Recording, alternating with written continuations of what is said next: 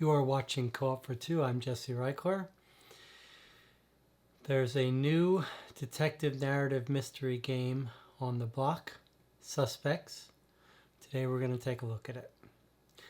Let's start by going down to the table and seeing how it plays. In Suspects, you'll use your deductive skills to solve criminal mysteries using as few clues as possible. The game was designed by Guillaume Montiage, and the core box includes 3 independent cases by different authors, all set in the 1930s and starring an Agatha Christie-like heroine. The box suggests a playtime of about 90 minutes per case. Cases are one-shot experiences and are non-replayable. It was published in 2021 by Studio H, a French company. It's essentially a solo game, though the box suggests it can be played by 1 to 6 players making joint decisions, though potentially making different final guesses as to the solution to the mystery. It's a narrative detective mystery game. There's no luck or randomization. The only choices players make is in what order to read what clues. It has a very low complexity rule set, but depends on focused logical reasoning and deduction.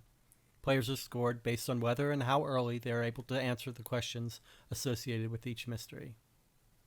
Players begin each of the 3 mystery cases in the core box by reading an introductory case summary that describes a criminal mystery. Included with the introduction to the case is a list of questions that must be answered by the end of the case, such as the identity of the murderer, murder weapon, and motive, along with a table showing how many points are awarded for answering each question depending on how early it was answered. The majority of the clues for each case are found on oversized cards, typically about 55 cards per case, that contain significant amounts of text and full-color illustrations of people, places, and items.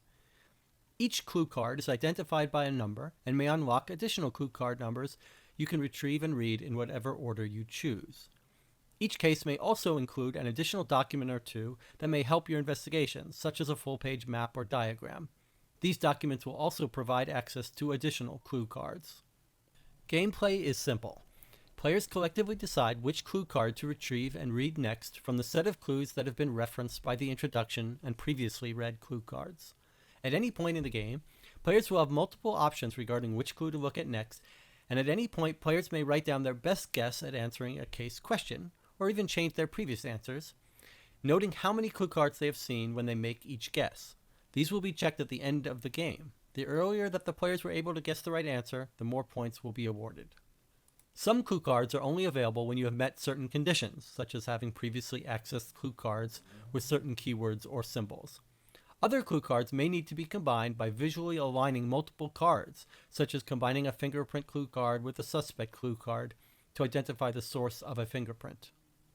There's no time limit in the game. Players retrieve and read clue cards until there are no more to read, and must then write down their final answers to the questionnaire. Players then read a final narrative story that explains what happened in the case and score their answers. Your final score will depend on whether you answer questions correctly and how early you were able to guess the answers to each question. So I just got back from Gen Con 2021, and Suspects was on offer, and I hadn't heard of it. It's by a French company, Studio H, which also makes Ultray, which is an Antoine Bauza Ghost Stories game. Antoine Bauza of Ghost Stories game, another cooperative game. And I always have high hopes when the French do these detective games, because they were one of the first companies that really embraced Sherlock Holmes Consulting Detective.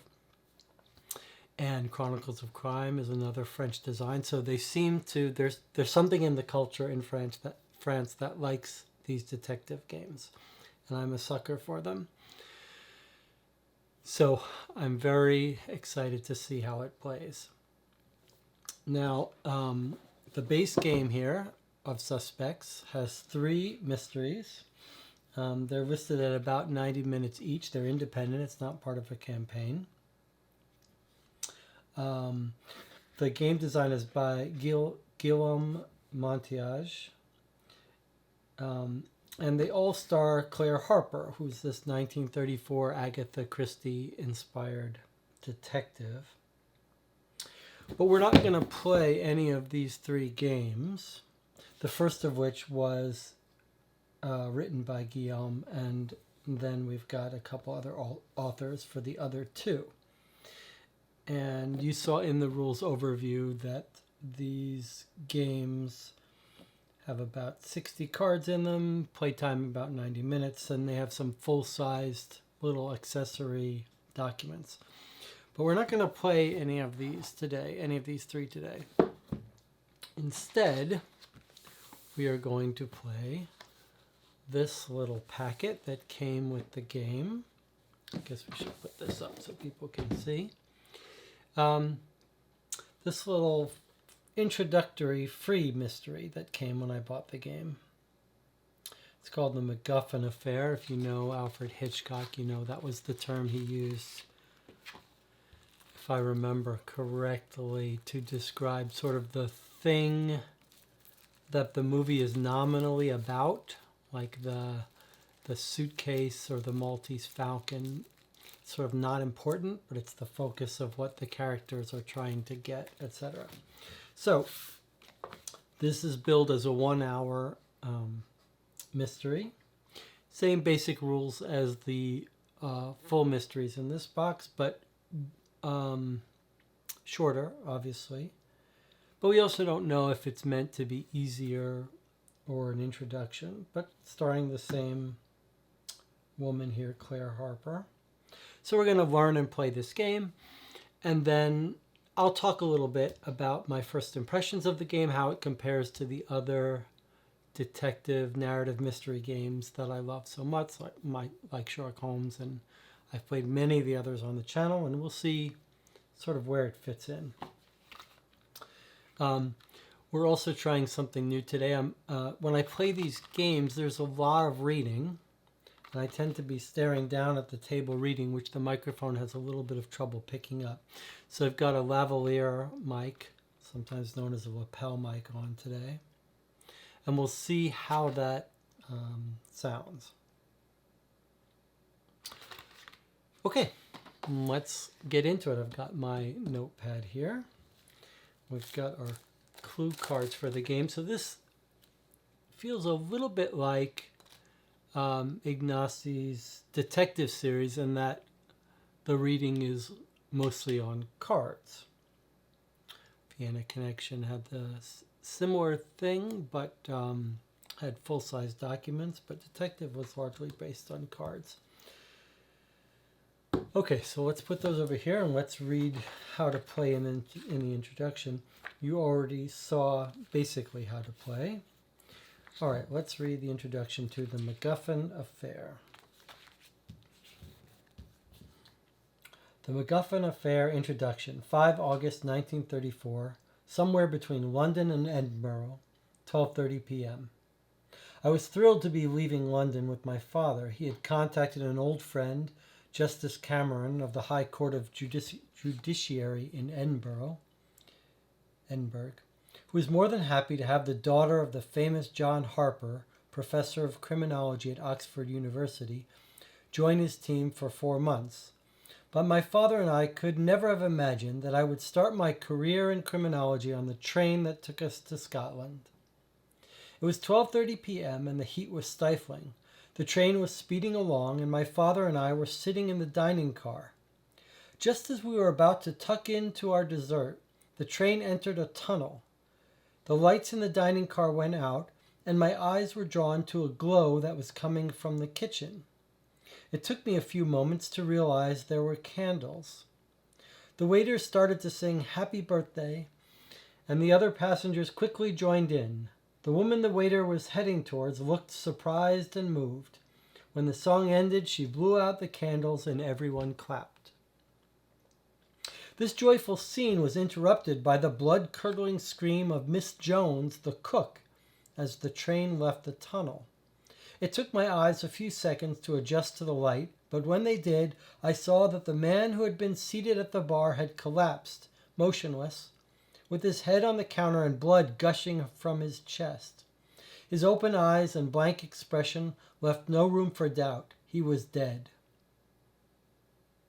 At his feet was a white napkin stained with blood. No doubt the killer had wiped the murder weapon on it. The passengers were stunned. I decided to take matters into my own hands. Don't touch the body, and call for the train manager. A few minutes later, Mr. Habit, the train manager, was on the scene. His first decision was to ask all of the passengers to return to their seats. Once they had left the dining car, he turned to my father and me. We'll be arriving in Edinburgh in 3 hours. I don't know what to do in a situation like this. I replied in a reassuring tone, "It's of the utmost importance to start the investigation right away. Many cases are never solved because witnesses have a hard time remembering things later. Here, the crime has just taken place, and there's a good chance that the events are fresh enough in the witnesses' minds to be accurate." I could see the pride in my father's eyes as he beamed at me.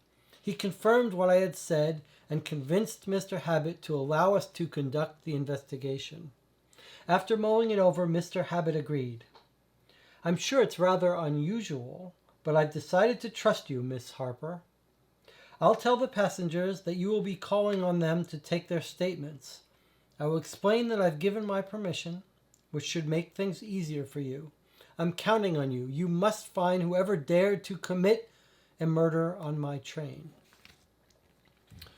Okay, then it says, read pages 8 and 9, a diagram of the passenger cabin, as well as a map of where each person was at the time the crime occurred. Draw card 1. You may go to each number indicated on card 1 or on the diagram on pages 8 and 9. And if you'll remember, much like detective, one of the only decisions you'll have to make is what clues to follow in what order. And obviously we want to be most efficient because we want to try to solve this as early as possible. One of the unusual aspects of suspects is that you're given the questionnaire that you're trying to figure out, the sort of mystery questions that you're trying to have to answer, right up front. That's different than Sherlock Holmes, different than Detective or Vienna Connection, or indeed any of the detective games that I can remember. Okay, so here are the questions we have to answer. Who is the killer? Provide 2 pieces of evidence that demonstrate that the killer's act was premeditated. And why was the victim killed? We've got, 30 cards, I believe? 33 large cards. Okay. So we're supposed to keep track of the number of cards we've seen because we want to make our guess. After the first 10, we want to make our first guess, and then after the next 10, another guess, and after the next 10, another guess.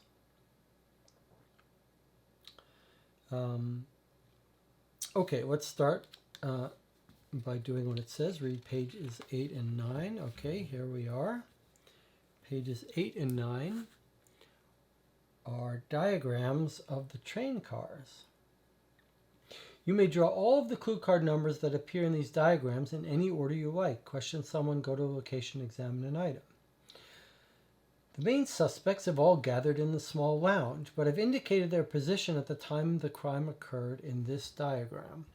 Okay, so here's the train. We've got the freight car, the passenger cabins, and the dining car where the murder occurred, in the dining car. Here's a diagram of the passenger cabins and the small lounge where everyone is now.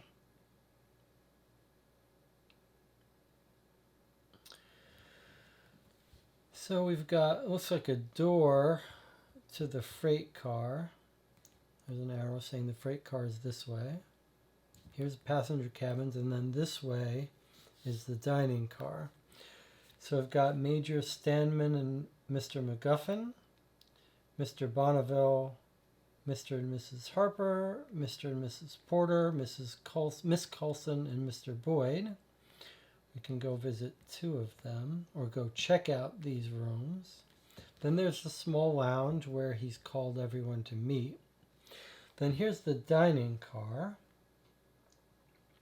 There's the cook that screamed out. Here's where the victim's body is. Examine the victim's body, Mr. MacGuffin. Okay, so we're told it was Mr. MacGuffin who was killed.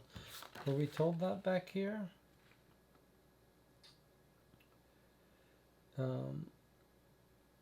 This man who had been seated at the bar had collapsed. Okay, so we didn't know who he is, but now we know he's Mr. MacGuffin. We can examine his body by looking at clue 14.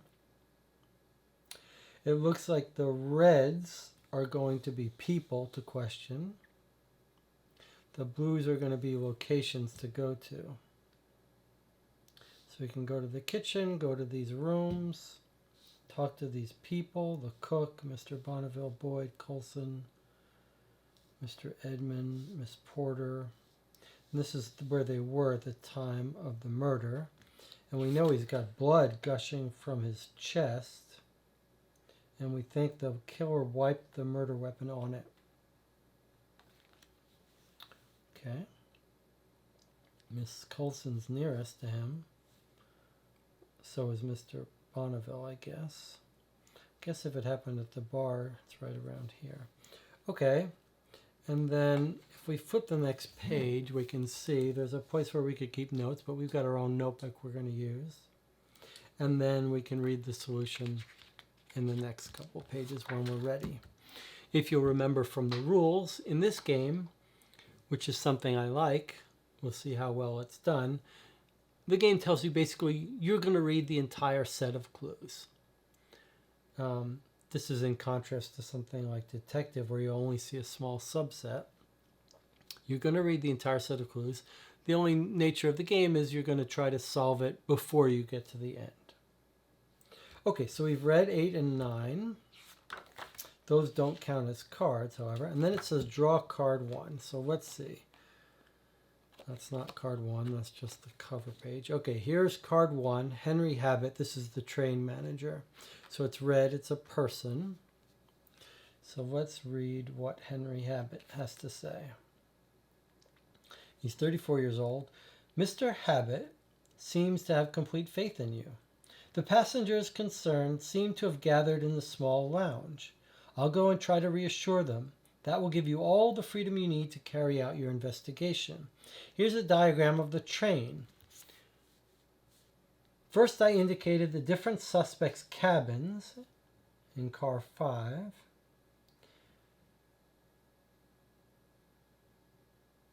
Then I indicated the position of each of the suspects in the dining car at the time the crime occurred.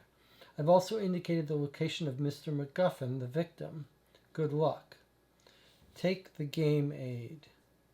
I think that means this. Okay, so we could now go to take clue 5 to question him about the train and its route.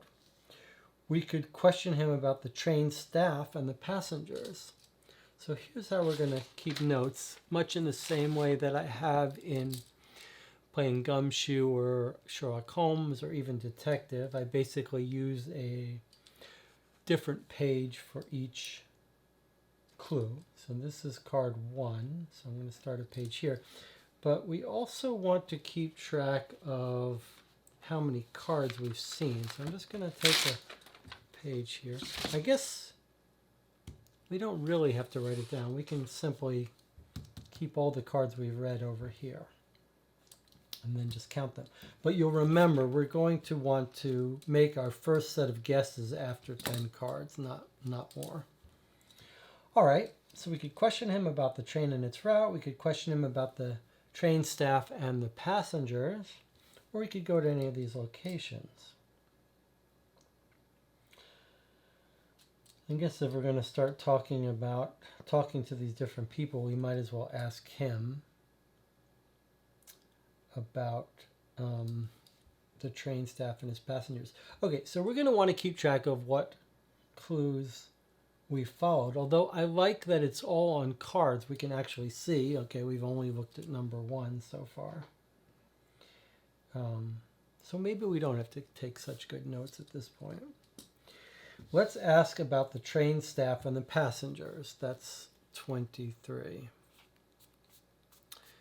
And I will point out something before we do. If you'll remember in the game rules, it talks about how occasionally you'll have to match up two cards. Like I see a line here. Like if you have a fingerprint, you might match the fingerprint to a certain person by aligning the line. So let's remember that.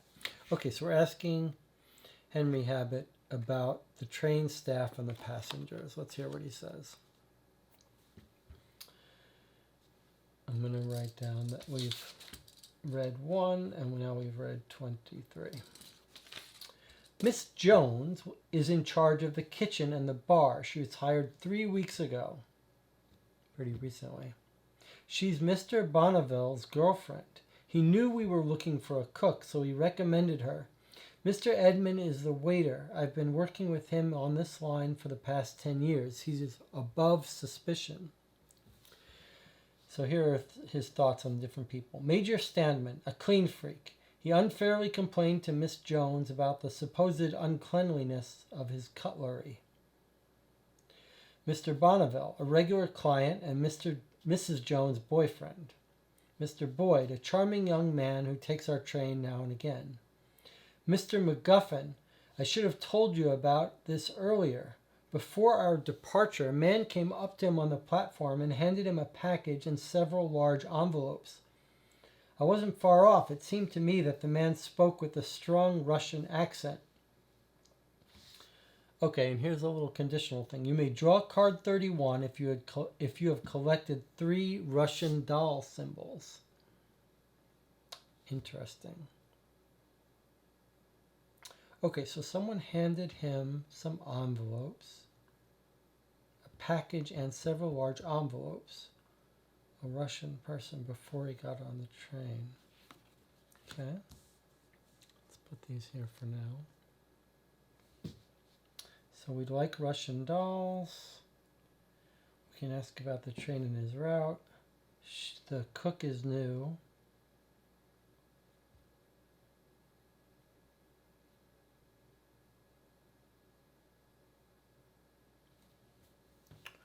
All right.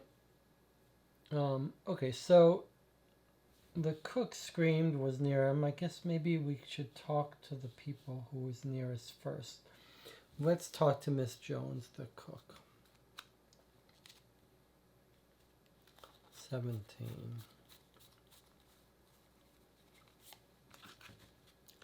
Okay, here's Daisy Jones. She's 23 years old. I didn't see what happened. I gave the cake to Mr. Edmund and switched off the lights.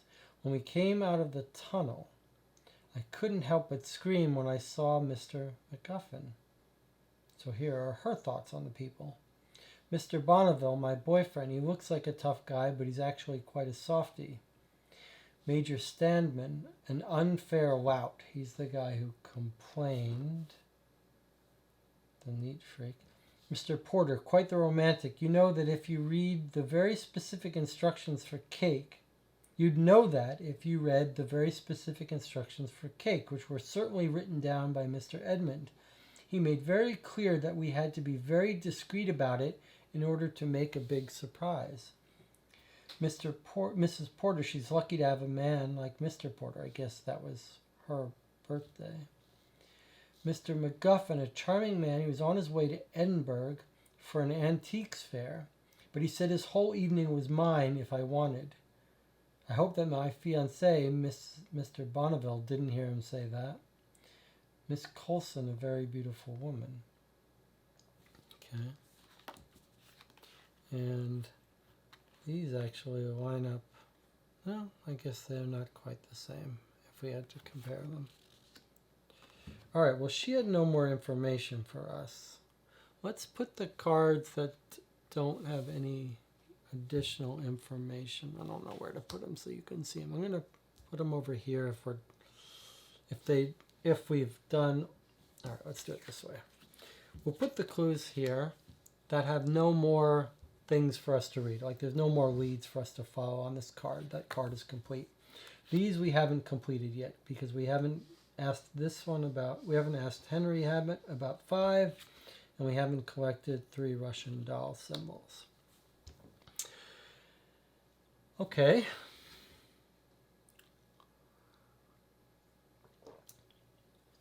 you get the vibe of this Agatha Christie.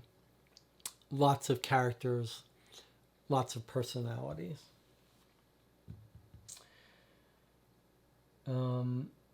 Let's try going to a location. Let's try going to the kitchen 13 and see how that is. See what it's like to go to a location. Okay, here's the kitchen. Now we don't know, although one could make a guess, that the drawings here might be significant. We've got two knives. They're still there in their place. They don't look dirty, but you'll remember that the story introduction told us that someone wiped the knives clean. So that doesn't tell us that much. I don't see anything else amiss in this drawing here. Nothing on the floor. All right, let's turn it over. Let's see what we got. Aha, interesting. Okay, so that's pretty cool. We've got a drawing. On the front, it had no information, but on the back, it's got two places we can look. Practical, compact, clean, and efficient, as you would imagine a trained kitchen would be. So we can examine the cutlery, and we can examine the lunch instructions, these things that were put up here. Okay, well, our questionnaire says we need to come up with two pieces of evidence that demonstrate that the killer's act was premeditated and why. I mean, I suppose we should look at the cutlery. It seems unlikely that it's going to be the cutlery, but let's look. Let's look at 29. So I'm going to put this over here. The front is not relevant for us, but the back is. Let's look at 29. See if we can spot anything weird about the cutlery. Okay, so this is our orange card. We haven't seen one of these before. Let's flip it over and see what we've got here. Cutlery. The knives are neatly stored in the drawer. Okay, so it wasn't just these knives in this photo, it was knives in a drawer. The knives are neatly stored in the drawer. There are three types of knives that are sorted from bluntest to sharpest. Upon examination, you conclude that one of the sharpest knives is definitely the murder weapon. You count the knives in the drawer and in the washing up. When you add those that are still on the tables, you conclude that all of the knives are accounted for. Very interesting. So we've concluded, using our skills of observation, Miss Claire Harper has concluded that the wound matches one of the sharpest knives. And furthermore, that combining the knives in the drawer already and the knives in the washing up, that the knife is out. It's either in the washing up or in the drawer. So whoever murdered this guy wiped the knife clean and put it away, either in the sink, on the table, or back in this drawer. I wonder if it's on one of those tables.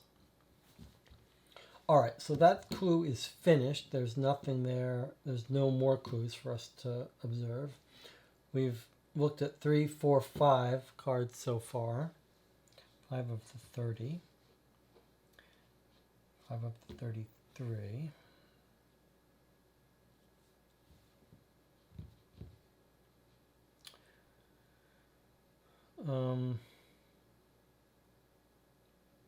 Let's look at the lunch instructions. Let's finish up this card by looking at card number 3. Let's see if the lunch instructions give us anything anything interesting, that's anything relevant. On the counter, you find this handwritten note. So 3 people are having salmon.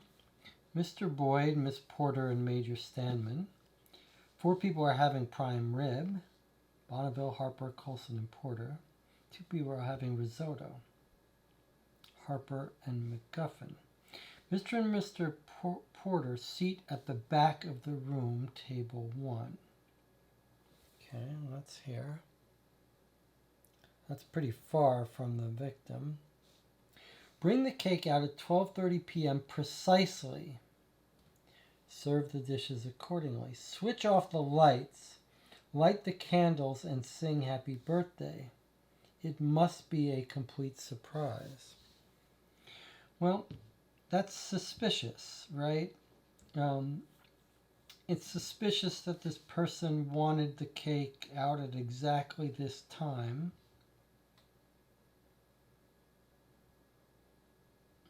And the lights out. I mean, that's a good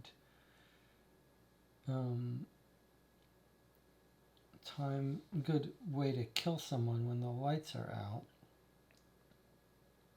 On the other hand, they're very far away from this guy to be murdered. Now, you might guess that the person with risotto, the people eating risotto, wouldn't have sharp knives, but the prime rib people might. Salmon, you wouldn't really need a sharp knife, would you? Although maybe you've got sharp knives on the table no matter what. But you might guess that some of these people who had the prime rib would have the knife. But wow, if they're here, I don't see how they kill him. Alright. Well, that's a completed card, so that can go over here. And that completes this card. So that can go over there. Train in its route. I don't know why we would need that. We haven't found any more Russian dolls. Major Standman, a clean freak, he unfairly complained to Miss Jones about the supposed uncleanliness of his cutlery. That sounds like it could be a clue of some sort. Major Standman, he's here. We went in the kitchen, we talked to the cook. What does she say about everyone? Mr. Porter arranged the dinner. He's very secretive. Let's read again about the cake that came out. 12:30, lights go out. It took me a few moments to realize they were candles. The waiter started to sing happy birthday. Other passengers joined in, so it's loud, so people wouldn't hear anything. The woman the waiter was heading towards looked surprised and moved. When the song ended, she blew out the candles. So the waiter is here, right? Mr. Edmund, the waiter, he's bringing the cake to Mr. and Mrs. Porter. That's going to be hard for someone to get past the waiter to kill this guy, right? That makes you think it's someone to the right of the waiter.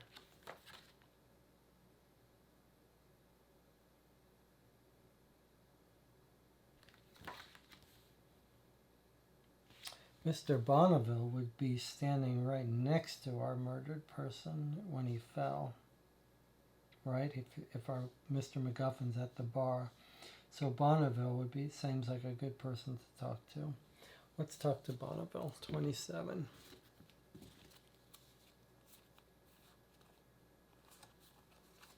Hercule Bonneville. Okay. 37 years old. Hello, Miss Harper. My name is Hercule Bonneville, and I organize boxing matches in London and Edinburgh.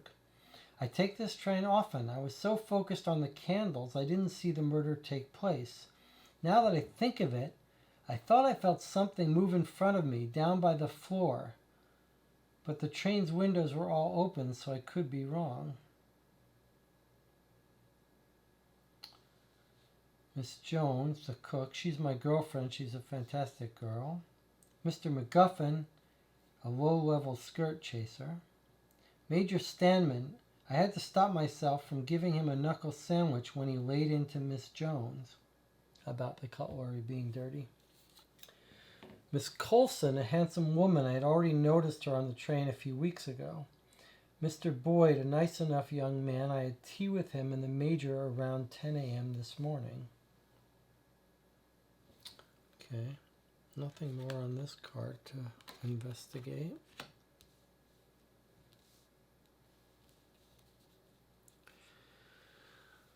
Okay, 7 cards. Only a few more before we're supposed to make our first guess. So he thought he felt something rush by him.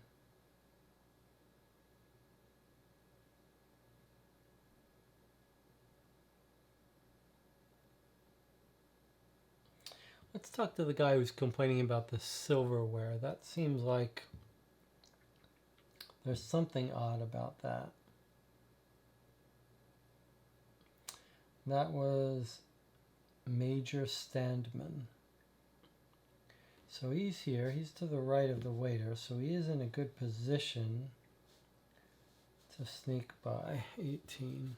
And then it looks like we can search rooms. Coulson and Boyd and Standman and MacGuffin. Standman also was rooming with MacGuffin. That's tempting information. And then there's the passageway to the freight car, which for some reason we can look at. All right, let's look at Standman 18.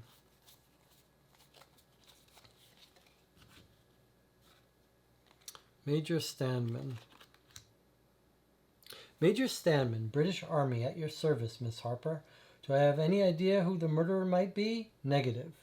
I didn't have a visual because I was looking in the opposite direction. All I can say is that it looks like it was a professional job. Discreet, efficient, clean, with no mistakes.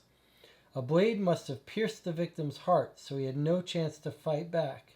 That requires a very good understanding of the enemy's anatomy and an excellent fighting strategy in a closed environment. I find it hard to believe that this could be the work of a civilian. Here are his thoughts on different people. Miss Jones is a woman of easy virtue. Mr. Boyd, a weakling. Mr. Bonneville, he would make a fine soldier. Miss Coulson, that's what I call a woman. Mr. Porter, a civilian of the most ordinary type. Miss Porter, an incredibly dull civilian. Mr. Edmund, excellent at taking orders. Excellent at taking orders, huh? Where's Edmund? Oh, he's the waiter. Well, that doesn't help us so much.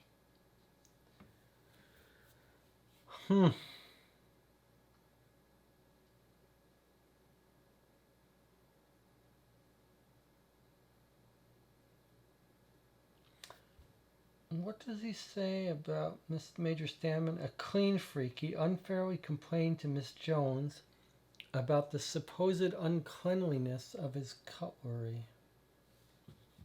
So we didn't get to ask him about that.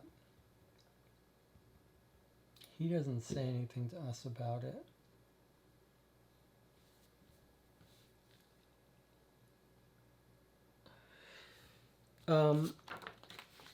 Provide 2 pieces of evidence that demonstrate that the killer's act was premeditated. So if you had to guess that,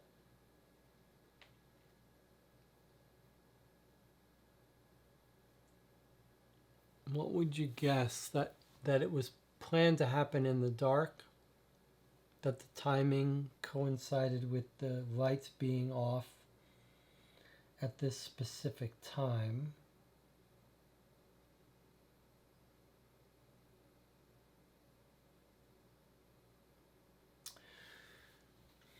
If that's true, they would have had to know about the birthday party. The people who knew about it were Mr. Porter, the cook,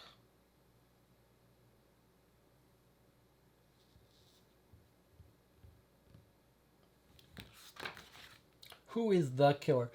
The game rules mention that if the question is who is the killer, you can assume there was only one. So let's assume there was only one killer. This guy's telling us it was a professional hit. A blade must have pierced the victim's heart. He had no chance to fight back. Requires a good understanding of the enemy's anatomy.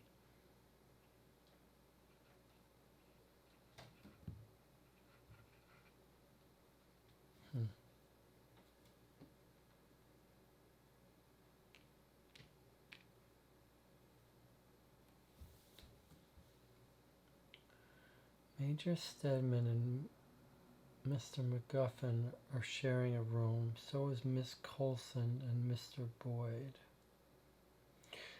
Well, Mr. Bonneville and Mr. Boyd are quite close to the body. So is Miss Coulson. Bonneville is a regular client and Miss Jones' boyfriend. We talked to him already, right? Yes, we talked to Hercule Bonneville. We haven't talked to Boyd yet, though.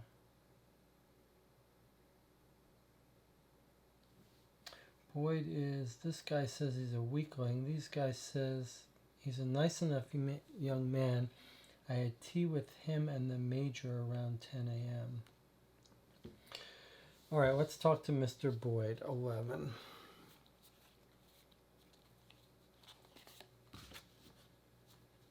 We haven't encountered any Russians yet either. My name is Boyd, James Boyd, stylist and couturier. At your service. I'm going to Edinburgh to attend Lord Amersham's ball. Several of my dresses will be worn there. I take this train for work from time to time. We're all aghast at what happened. Mr. Habit asked us to return to our cabins after the incident, but I must admit that we gathered in the small lounge instead. We all needed to express ourselves. I imagine you can understand that. So it actually now costs us a clue card if we want to ask him about the other passengers or question him about the time of the crime. Interesting. That's different than the other people who just volunteered stuff up. 1, 2, 3, 4, 5, 6, 7, 8, 9. So we got one more card and then we should try to make some guesses.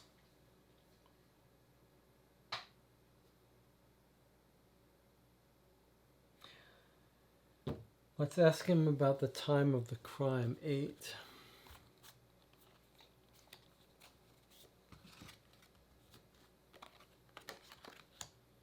My goodness, I had a front row seat, but I was distracted by the birthday candles and didn't see a thing. However, I noticed that the Porter couple were further along in their meal than the other passengers. At the time of the crime, I even got up to complain about it. I thought I felt something brush across my legs, but I thought it must have been the wind or my napkin that fell off when I stood up. Now that I think about it, I'm kicking myself for not noticing how nervous Mr. MacGuffin was when the train left the station. I should have been more attentive.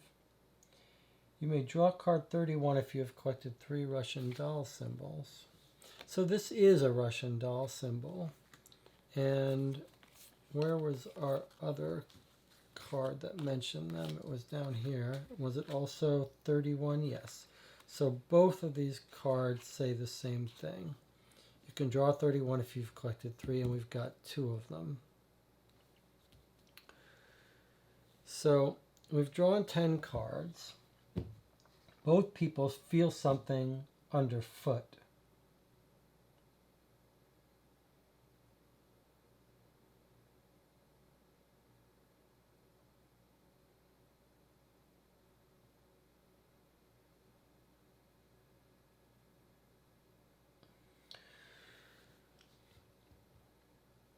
This is everyone on the... We've got everyone here, right? Miss Harper, Mr. and Mrs. Harper. I want to make sure there's not someone who's not there. 1, 2, 3, 4, 5, 6, 7, 8, 9, 10, 11, 12. 1, 2, 3, 4, 5, 6, 7, 8, 9, 10. I mean, our Train conductor's not in this list.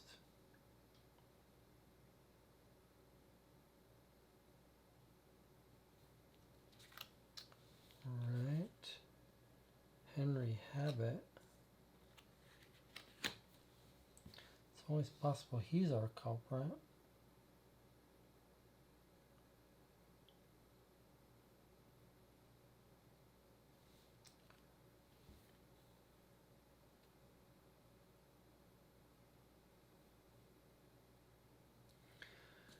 All right, well, let's see if there are any questions we can answer at this early stage. Who's the killer? We could take a guess at that. Provide 2 pieces of evidence that demonstrate that the killer's act was premeditated. So I'm just going to make a page here for questions. And this is going to be at 10 cards. Killer. I don't know if you had to guess.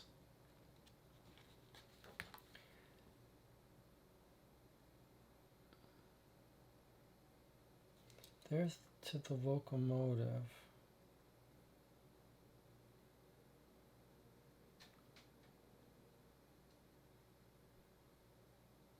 It's too big a coincidence that they both feel like someone's passing them, although they could have been talking about that in the small lounge. So it could either be Mr. Coulson that snuck by. All right. If we had to guess, I'm going to guess that it was the train conductor. Got no reason to suspect him, but maybe as a process of elimination. So we're probably going to change that, but we're going to say Henry Habit.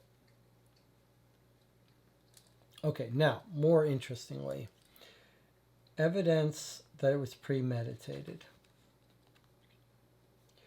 Okay, we're going to say one is it happened during surprise birthday lights out, right? Someone planned it to do it then when they wouldn't be seen.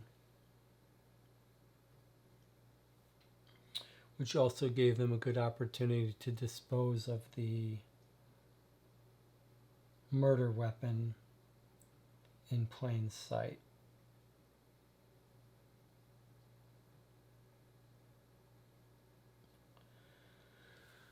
What would be a second piece of evidence that was premeditated?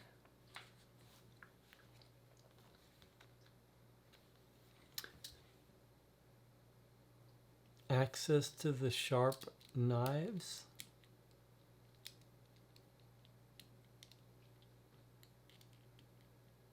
Wait a minute. I'm going to change who we think the murderer is to be the cook. Miss Jones. She's right there. She's got access to the knives. She knew about the birthday party. So that's going to be my best guess for the murderer, Miss Jones. Okay, what would be the second piece of evidence that it was premeditated? Time of killing.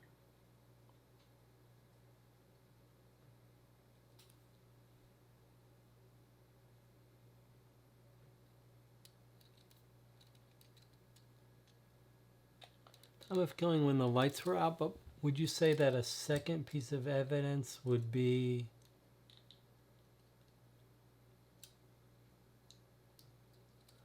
the murder weapon? Not really, because if they're eating dinner and they decide to kill someone, then that's a weapon of opportunity. So I'm not sure I have a second piece of premeditated. I mean, I guess the fact that there was no confrontation, right? There wasn't any there wasn't any precipitating incident that could explain why it was a crime of passion. All right, and then the third was, why was the victim killed? And we're going to say to steal envelopes, although we don't know what they were. How nervous Mr. MacGuffin was when the train left the station, and that's what he says.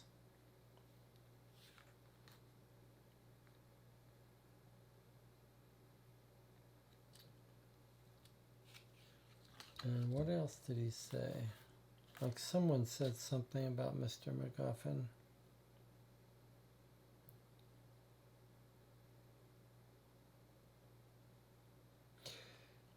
I'm kicking myself for not noticing how nervous Mr. MacGuffin was when the train left the station. I should have been more attentive. So like Mr. MacGuffin was given information that there was a killer on board or something. Okay, so there are questions at 10 cards, which we will surely be changing.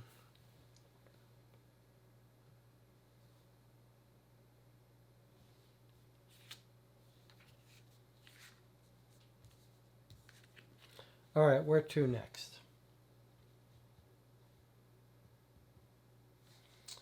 We could talk to the waiter. I mean, I'm curious to search some of these rooms. Maybe that's what it's time to do. Let's search his room, Mr. MacGuffin's room 4. Okay, passenger cabin. I see bags and stuff, nothing thrilling. That's okay. Now we flip over and let's see what our options are. Alright, so it looks like it's not a mechanic of this game for you to notice things, because when you turn over the card, the things that are interesting are labeled. So we can examine the military trunk, open the briefcase, take the magnifying glass. The cabin occupied by Major Stanman and Mr. MacGuffin, the victim. I mean, the briefcase, take the magnifying glass. I guess you could assume if our guy was killed and he was using the magnifying glass, then maybe we can use it to find what he found. So let's take the magnifying glass.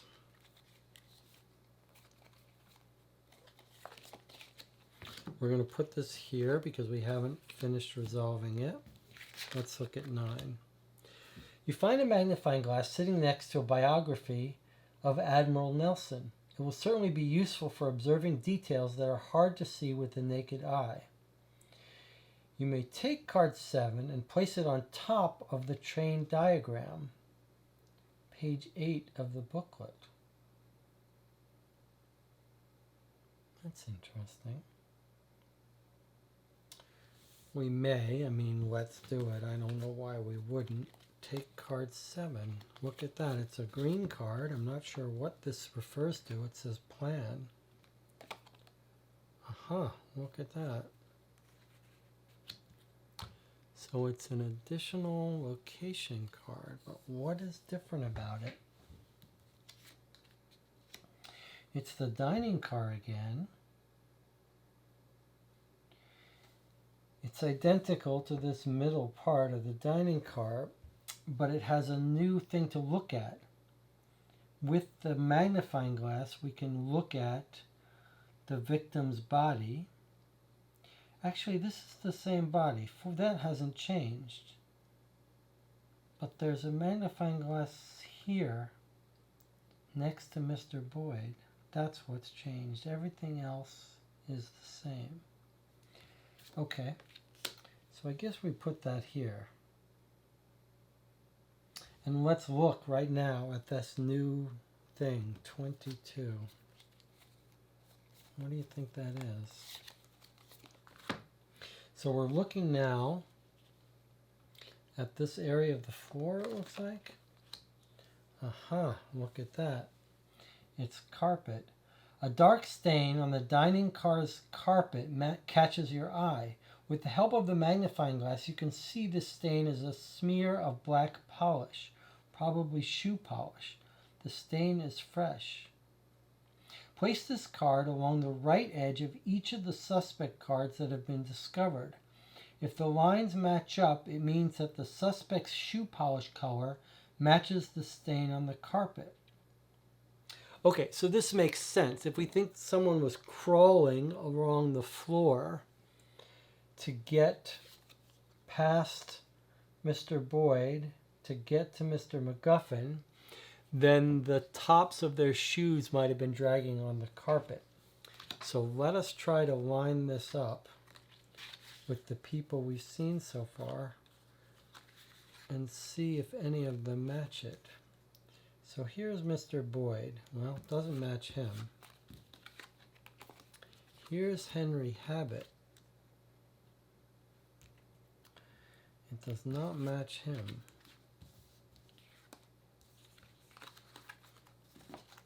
Plot thickens. Major Stanman. Nope. Hercule Bonneville. It matches Hercule Bonneville, it looks like. Sure looks like it matches him.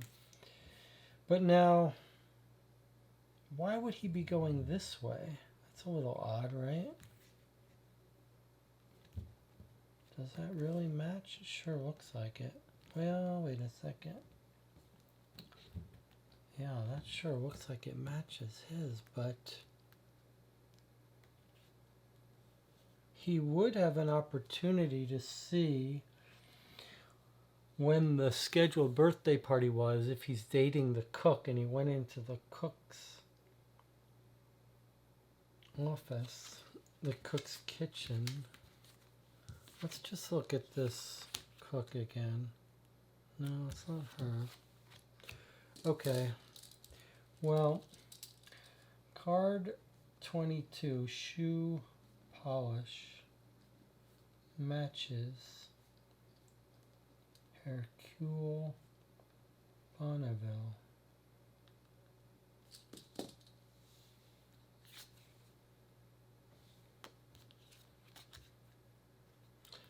It's just odd because it seems like he would not have to go past Mr. Boyd to get to the bar.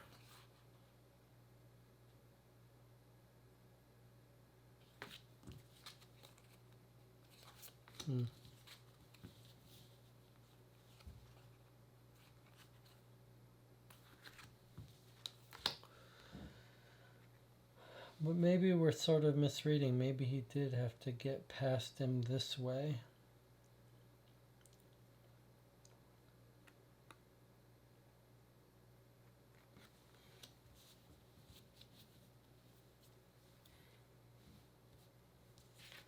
Alright, well, we've got the magnifying glass.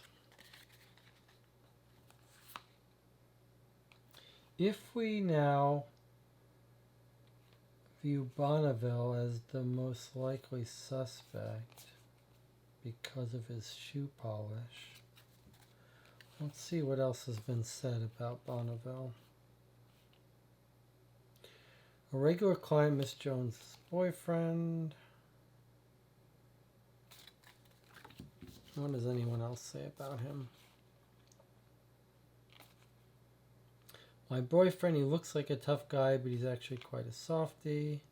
He would make a fine soldier. He was eating prime rib.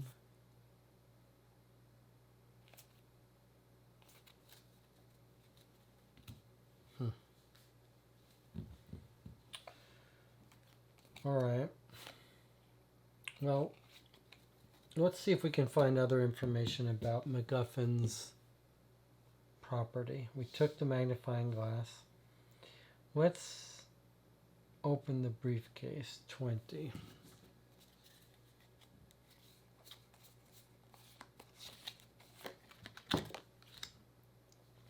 The briefcase has Mr. MacGuffin's name on it, a few clothes, a toiletries kit, nothing out of the ordinary for a traveler. You also find Mr. MacGuffin's train ticket, and you also find a small English-Russian dictionary. And we've got our third Russian doll symbol. So here's his ticket.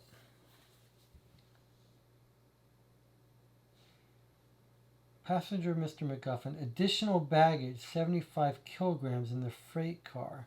That's what this room is going to be, to let us go into the freight car to try to find his additional baggage. So we'll definitely want to go there. But we have now gotten the Russian doll. So that's 3 Russian dolls, so we can draw card 31. Let's draw that, but it's not time for us to guess here yet, is it? 1, 2, 3, 4, 5, 6, 7, 8, 9, 10, 11, 12, 13, 14, 15. 5 more cards before we have to make another guess. Let's draw card 31, and then let's go to the freight car and see if we can't find more of his luggage. Okay. Much in the same way that Vienna Connection had a sort of double confirmation. We've got instruction, we can draw this if we do this, and then on card 31 it's reminding you before you turn it over, hey, you can only get this if you've done this. Okay. So it's some information about Mr. Boyd. Mr. Boyd has been observing you for several minutes as if he wanted to tell you something. He finally takes the plunge. Miss Harper, what I am about to tell you is top secret, and I will ask you to be as discreet as possible. I happen to be an M16 sleeper agent with the British Secret Service.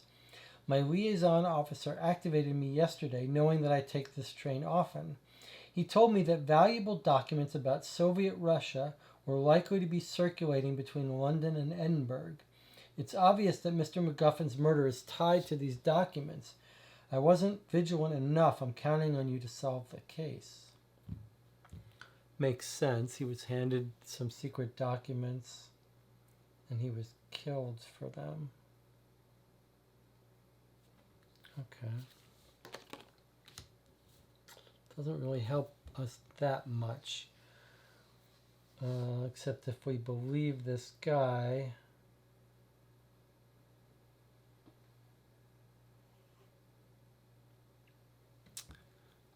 Then we're looking for a spy of some sort. If we don't believe him, then it's him. Examine the military trunk. That's probably his trunk. He's staying in the same room.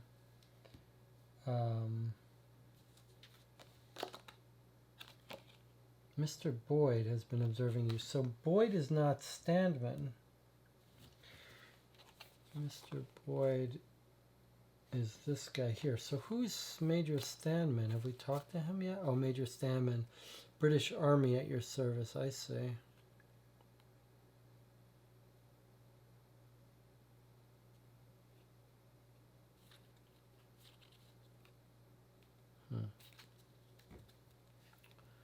All right. Well, let's see if we can get this package. Let's go to 21. Let's go to the freight car and see if his freight is there.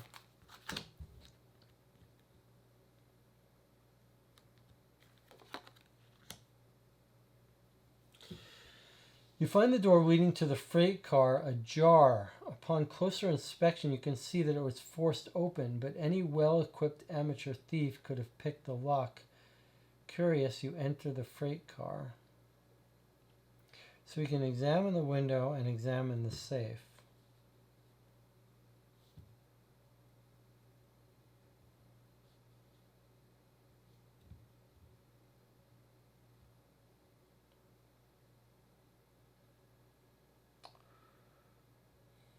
All right, let's examine the safe. A safe. Yeah, okay, let's examine the safe and the window, I think.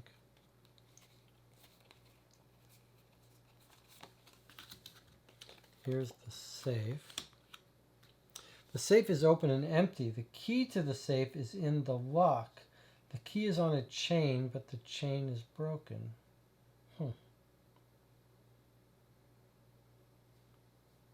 As if it was ripped off someone's neck. maybe Mr. MacGuffin. Okay, let's examine the window 16.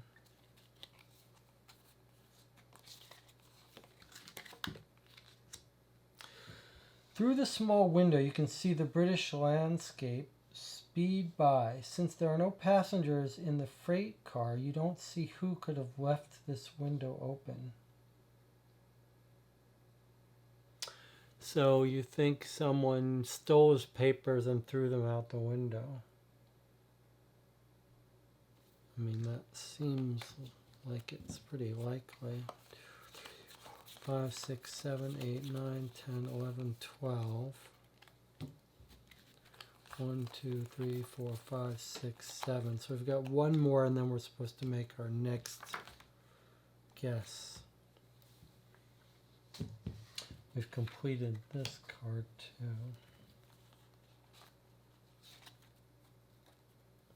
So now it seems to me that it's likely that Mr. MacGuffin had his documents in the safe in the freight car. He's got a ticket that says 75 kilograms. That sounds like a safe weight. So he had the safe, was wearing the key around his neck. Someone murdered him to take the key. Someone murdered him to take the key.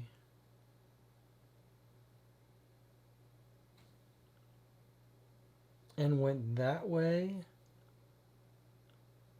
to the safe, to the freight car. Freight car, passenger cabins, dining car. So is it possible they murdered him and then snuck past people this way and then came back?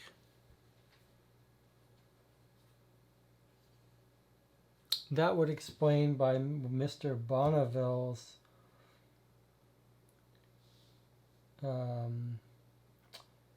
shoe shine stain was on the carpet, because he actually had to go past him this way. But Bonneville says someone snuck by him, right? Like, why would he mention that?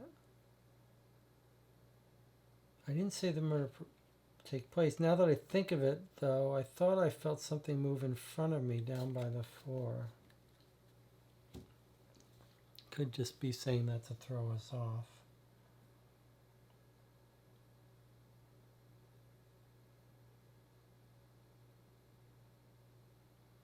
Could someone really have gotten past them and come back?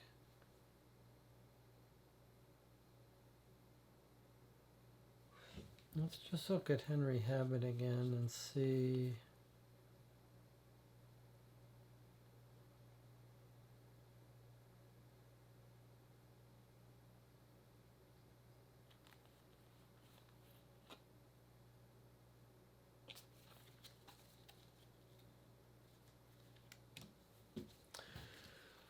One, 2, 3, 4, 5, 6, 7, 8, 9, 10, 11, 12, 13, 14, 15, 16, 17, 18, 19. Okay, one more card and then we have to make some more guesses. Let's talk to the waiter who was holding the candle. Or we can search Boyd's. Boyd is the guy who said he's MI16.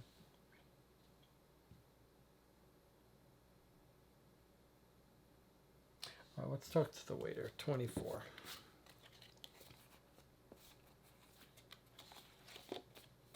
He's there. He's above suspicion. Been working there for 10 years.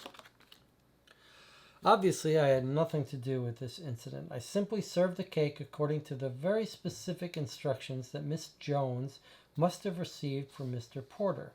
The cake was to be served at 12:30 sharp, and I was to sing Happy Birthday.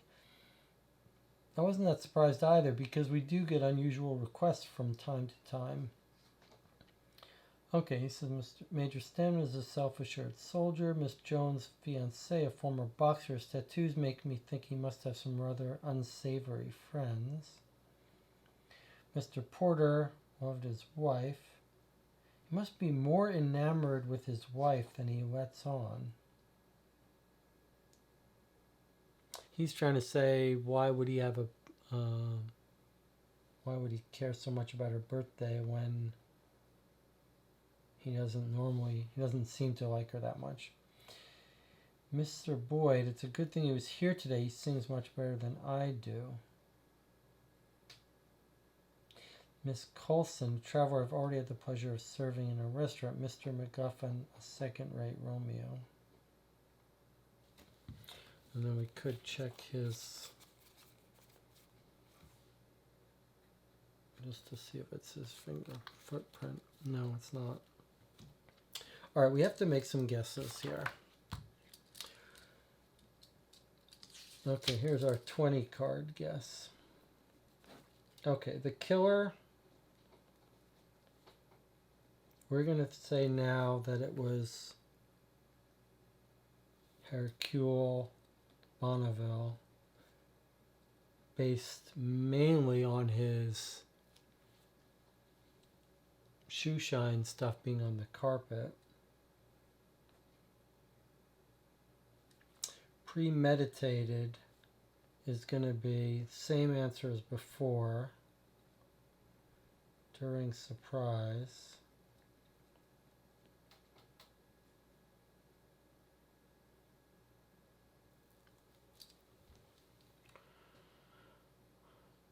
We want to say that he went to get the key.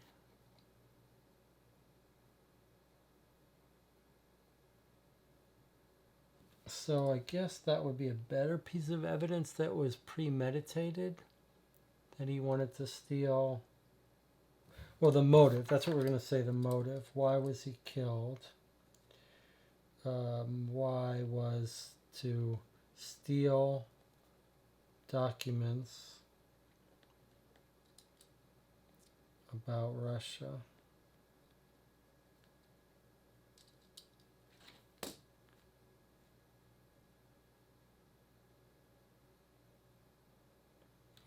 All right.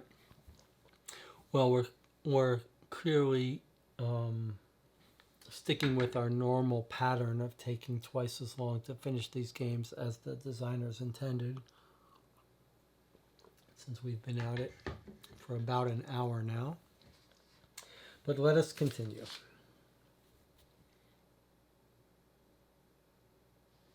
Let's search the military trunk of Major Standman. Let's see what we've got here.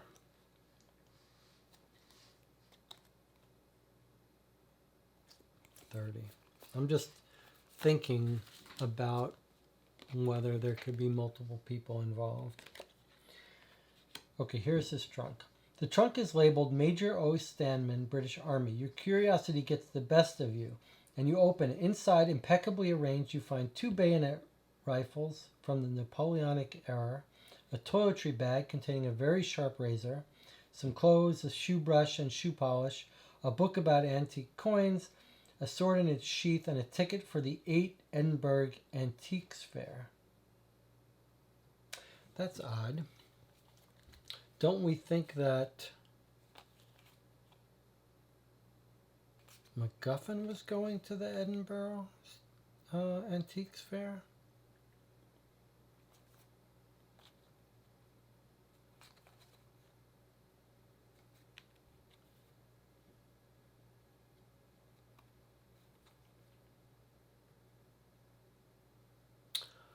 I wonder if, I'm going to come back to this about Bonneville's shoe polish.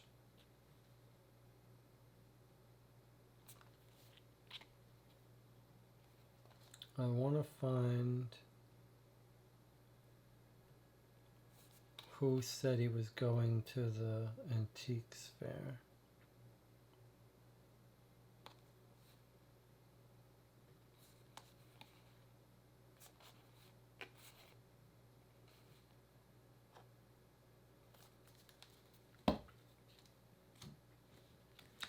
I have a thought.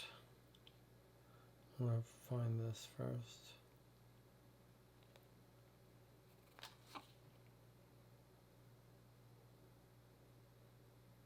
He recommended her.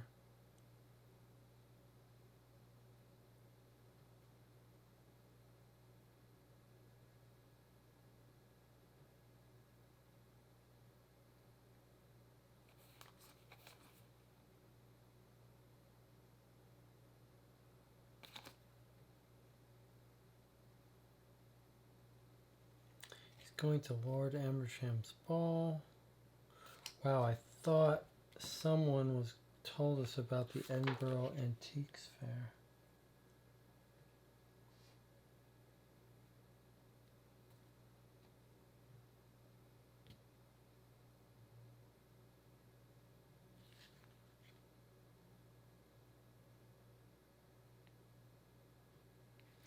The waiter started to sing happy birthday, and the other passengers quickly joined in.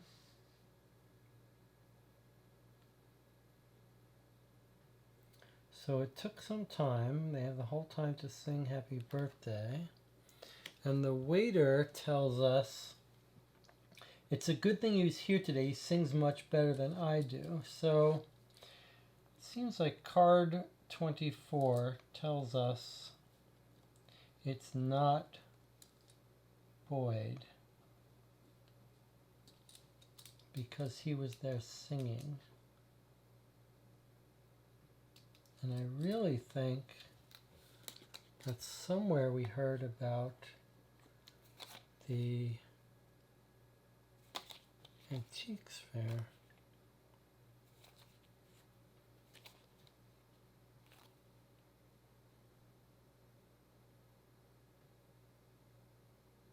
He told me that valuable documents about Soviet Russia were likely to be circulating between London and Edinburgh.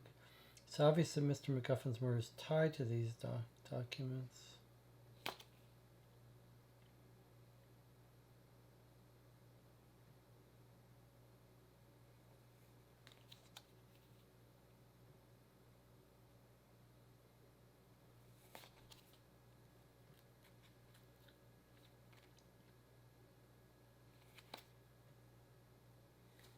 So here was the thought I had.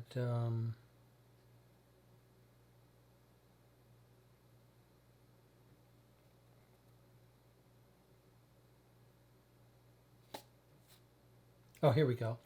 Mr. MacGuffin, he was on his way to Edinburgh for an antiques fair. But he said his whole evening was mine if I wanted. So let's make a note that card 17 and 30 say MacGuffin and Standman going to Antiques Fair. That's suspicious that they were both going to the same place. Okay, so here was the thought I had. Don't remember if I'm putting these in the right place. We did both of those. We actually did both of these now.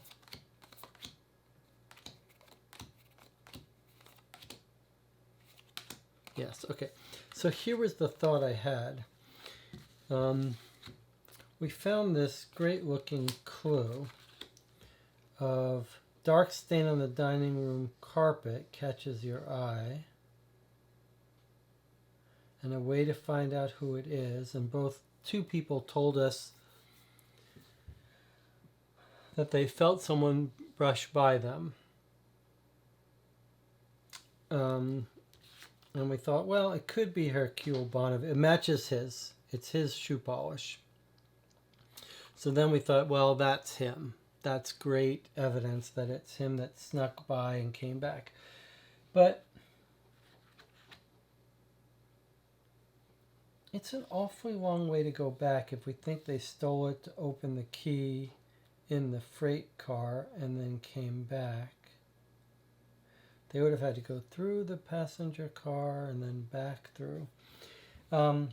And it's weird that he says he felt someone down by his feet too. Like, why would you say that if you were the person? But notice what he says here. He says, now that I think of it, I thought I felt something move in front of me down by the floor.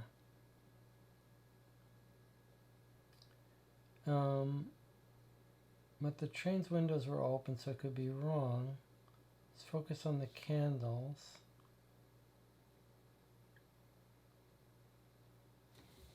Or wait. Someone tell... I thought it was he who said that it might have been a napkin. Oh. It's Boyd. I think this is Boyd. 8. 8 is when we ask Boyd, yeah. So, he says, I felt something brush against my leg, but I thought it might have been the wind or my napkin that fell off when I stood up.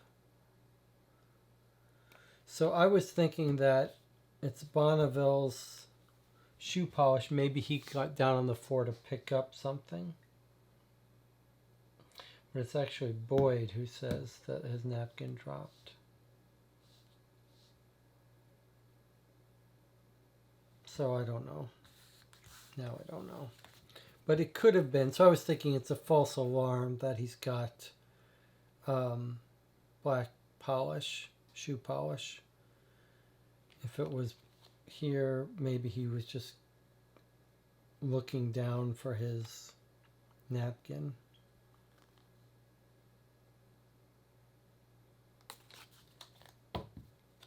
So I don't know.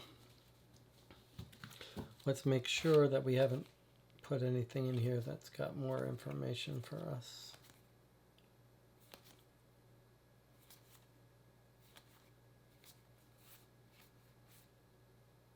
Cutlery, lunch, salmon, Porter.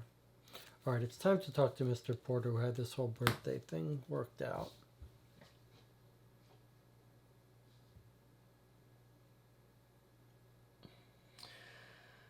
Mr. Porter, 19.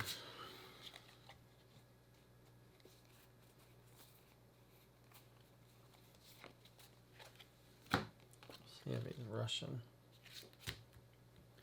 I can't believe this happened, miss. After Mr. Habit asked us to leave the dining car, I had a serious discussion with Mrs. Porter in our cabin. She thinks I got her birthday wrong, but I didn't order that cake. She was so angry that I stopped listening to her. Our door was ajar in the hallway. I saw a shadow heading toward the back of the train. I seized the chance to ask Mrs. Porter to save her criticism for later, and I joined the group in the small lounge. Miss Coulson and Mr. Bonneville were the only ones missing.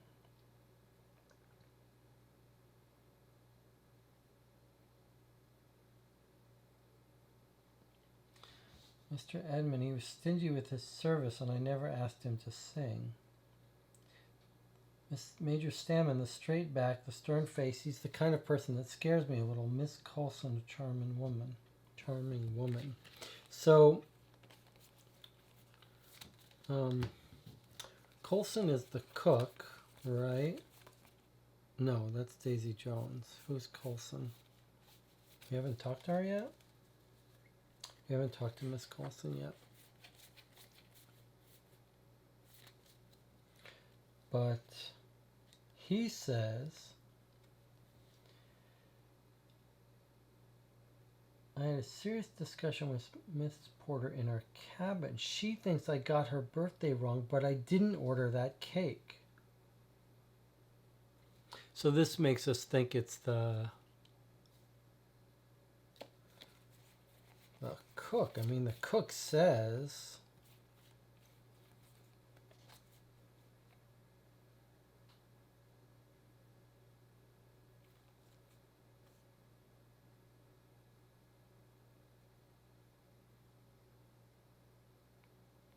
That's interesting. The waiter says, I served the cake according to the specific instructions that Mrs. Jones must have received from Mr. Porter. So he doesn't know, but he's got instructions. And then Mr. Porter, the cook says, quite the romantic. You'd know that if you read the very specific instructions for cake, which were certainly written down by Mr. Edmund. He made very clear that we had to be very discreet about it in order to make... So it sounds like that these two both think the other person wrote the instructions for the cake. So, like, it wasn't her birthday. Someone else wrote the instructions. And let's look at this document. So someone wrote this out in the kitchen. Mr. and Mrs. Porter seat at the back. Bring the cake out at 12:30 precisely. Serve the dishes accordingly. Switch off the lights, light the candles, and sing happy birthday. Okay. So it's not the woman, it's not the waiter, but someone left this note in the kitchen. Maybe it was the guy who came in to complain about the cutlery and took that opportunity to leave that in. I like that idea. Who was that? Major Standman, the one who's got the ticket to the antique fair. Wow, I'm really feeling like it was Major Standman. But then, why is Hercule Bonneville's shoe polish on the carpet? Maybe he did just go down looking for something.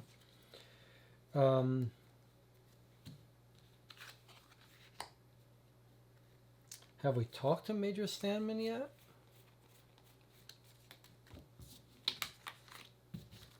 Surely we have. Yes, let's look at him again. Major Standman, British Army, at your service, Miss Harper. Do I have any idea who the murderer might be? Negative. I don't have a visual because I was looking in the opposite direction. All I can say is that it looked like it was a professional job, discreet, efficient, clean, with no mistakes. A blade must have pierced the victim's heart, so he had no chance to fight back. I find it hard to believe this could be the work of a civilian.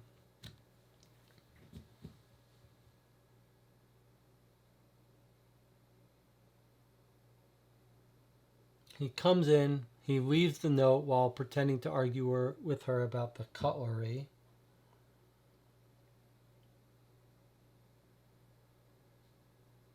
Do we know when he did that? No, but I like it. I like it as a theory.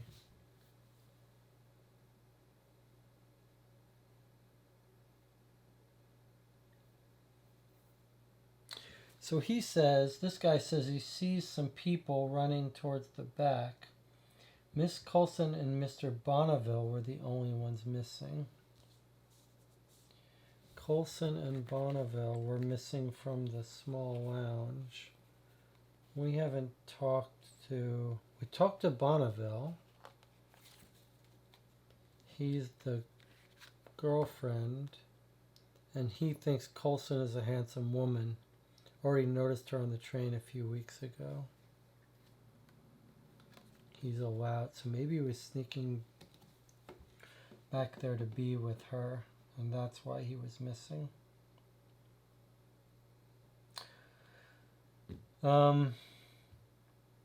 Okay.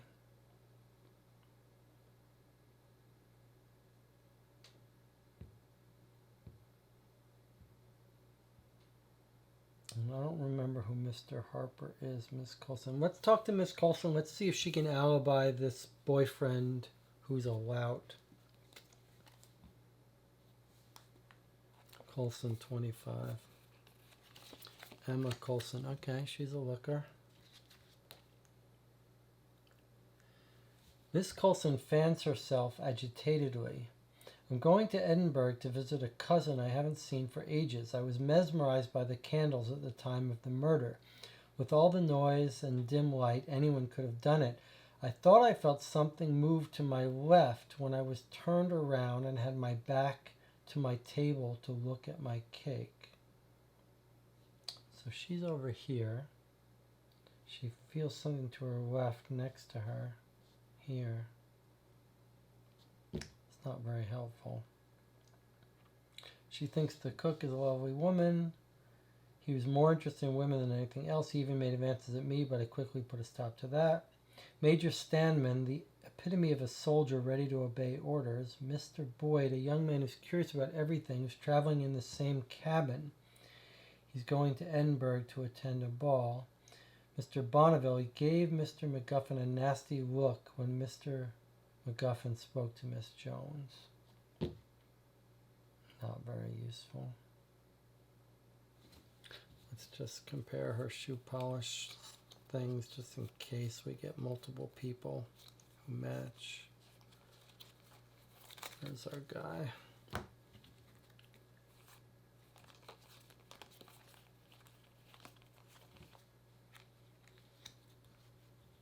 Oh, that's interesting. She's got the same shoe polish mark as he does.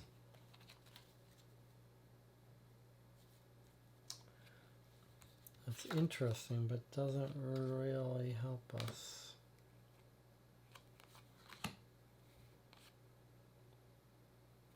These are all cards we've completed.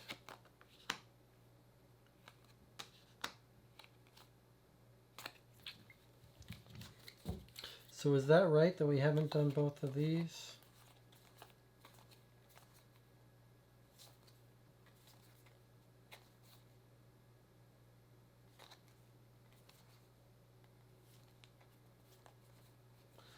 Stanman got the salmon.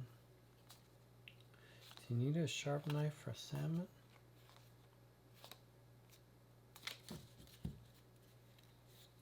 So is that right that these are the only two ones we haven't done? Let's see. Did we do 28 or 8?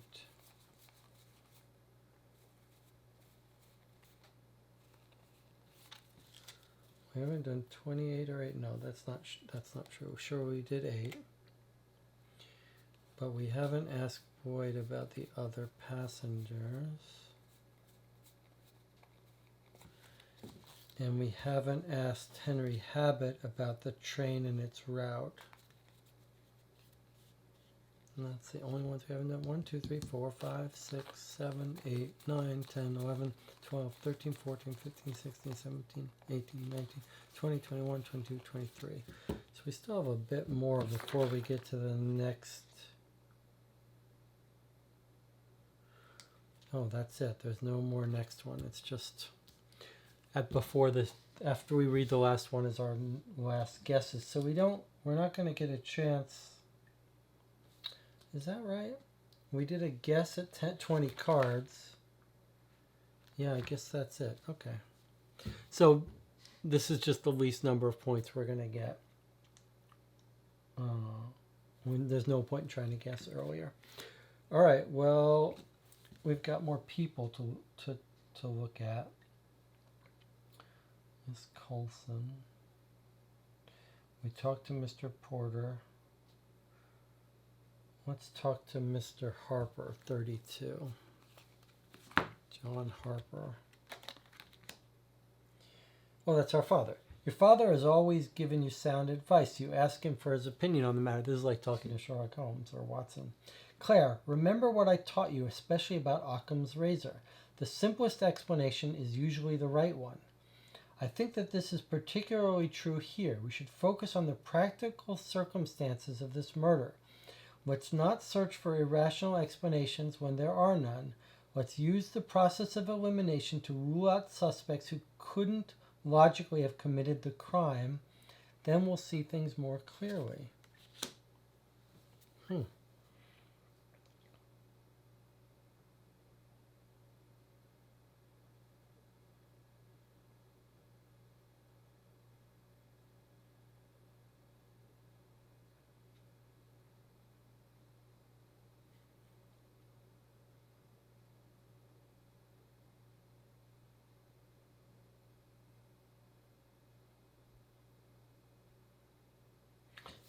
Miss Coulson, she felt someone going by her too? I felt something move to my left when I was turned around and had my back to my table to look at the cake. So, I mean, that's Miss Coulson. Coulson, Boyd, and Bonneville feel someone by their leg. So, Stedman could have walked there and done it.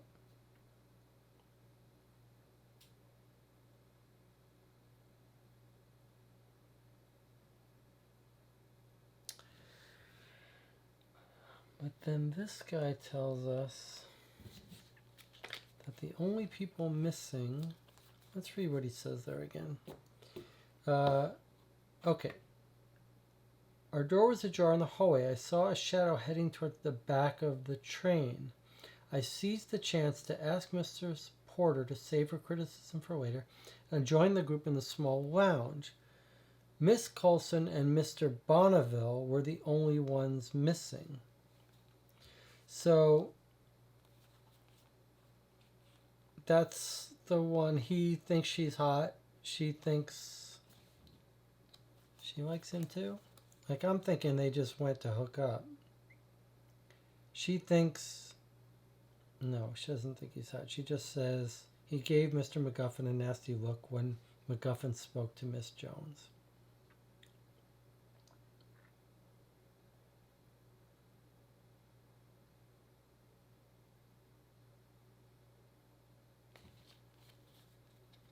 But they could have just gone to hook up. That doesn't mean anything, really. All right.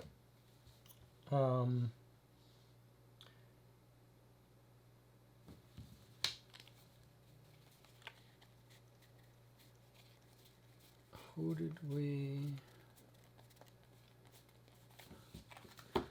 talked to Mr. Harper. Oh, Miss Harper, that's us. That's why we can't talk to Miss Harper.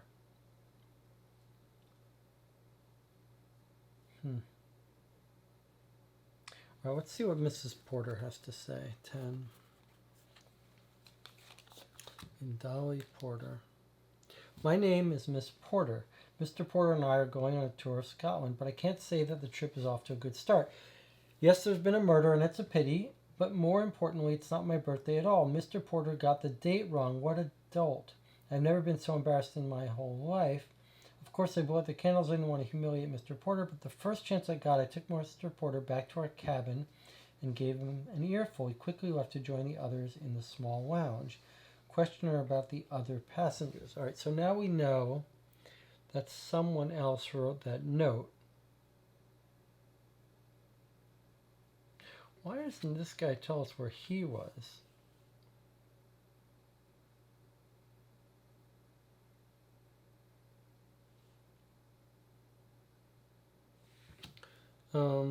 Okay, we can ask her about the other passengers. I want to read where he comes from, though. A few minutes later, we say, call for the train manager. A few minutes later, Mr. Halbert, the train manager, was on the scene. I mean, freight car to locomotive. Presumably he's up here, but maybe he was in there.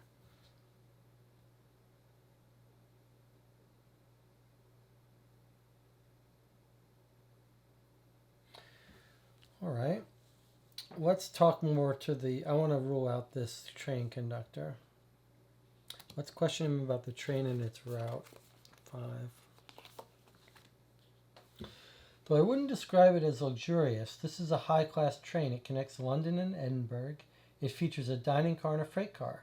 There are several tunnels along the route. The one we were traveling through when the crime took place is without a doubt the longest one on the entire route.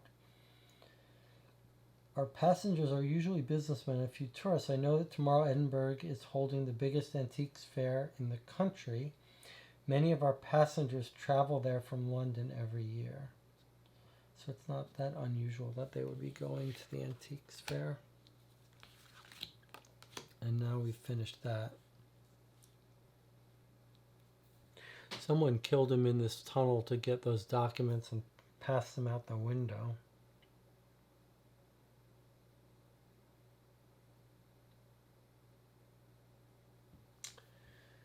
Let's ask her about the other passengers. Maybe she has information.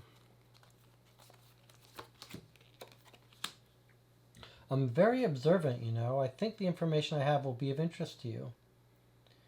Major Stanman. I saw him go into the kitchen just as I sat down to eat.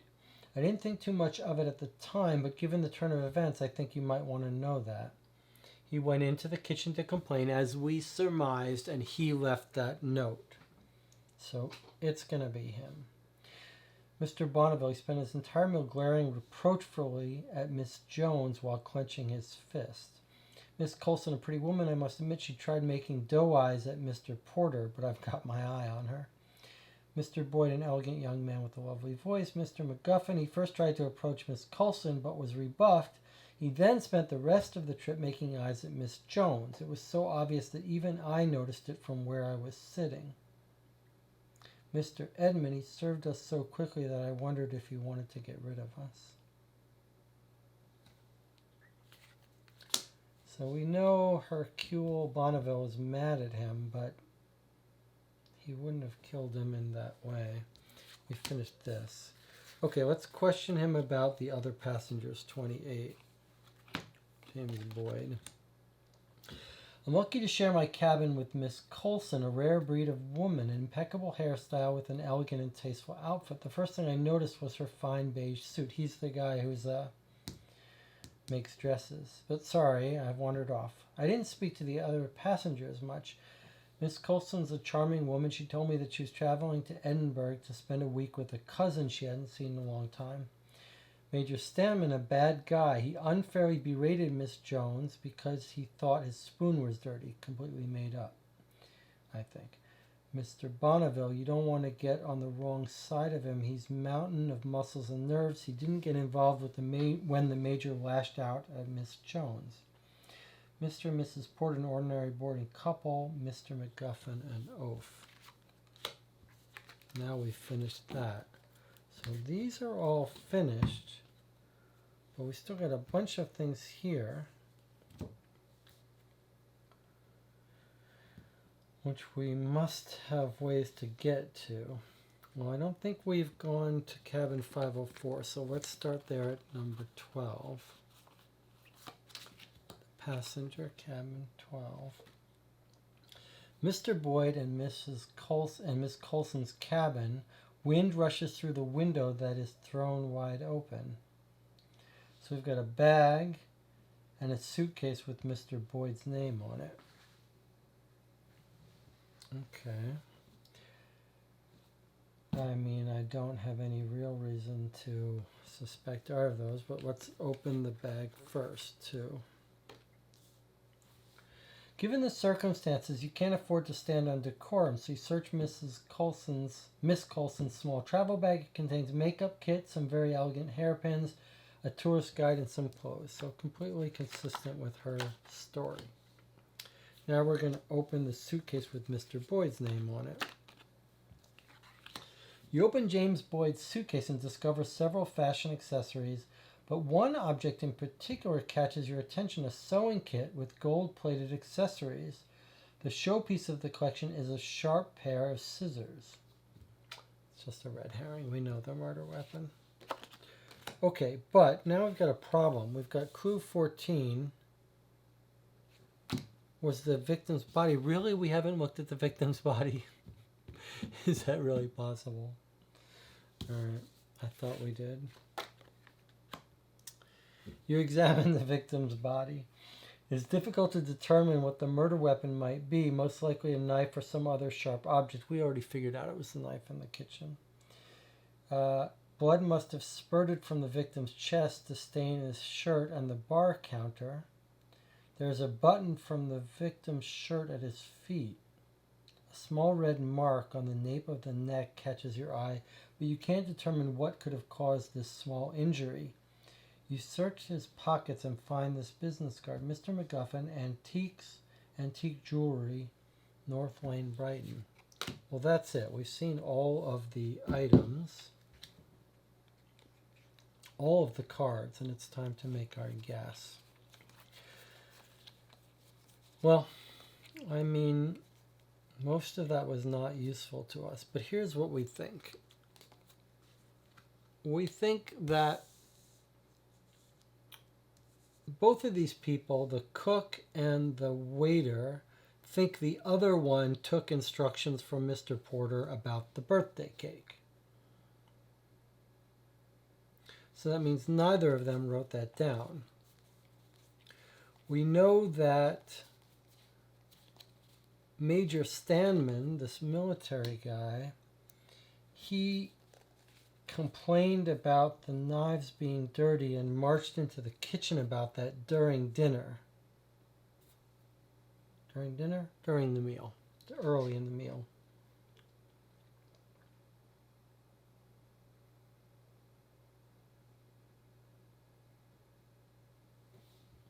We know the murder weapon was this knife, one of the super sharp knives, which I'm assuming means he was one of the ones who had it for his either the prime rib or the salmon. Maybe it means the salmon needed the sharpest knife.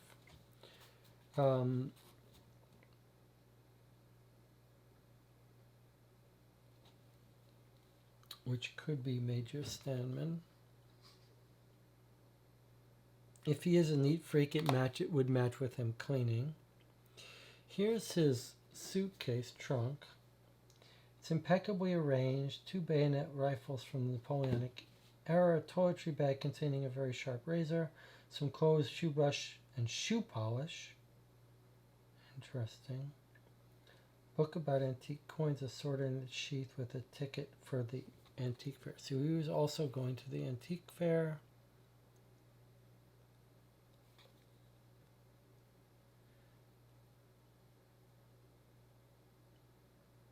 This guy tells us valuable documents about Soviet Russia were likely to be circulating between London and Edinburgh.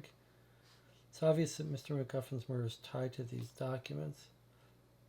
So we think he killed him to get the key to the safe, to open up the safe and throw out the documents in the tunnel, where either he was throwing them to someone or was getting rid of them or was going to come get them later.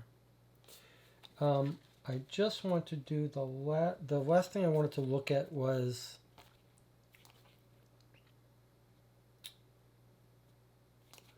what the train conductor says about Stanman.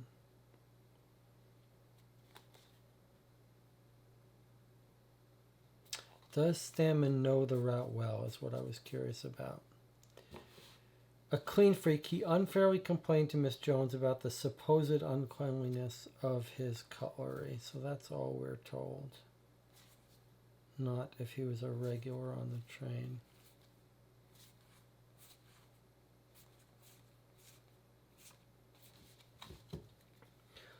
Well, it's a little unsatisfying. I feel like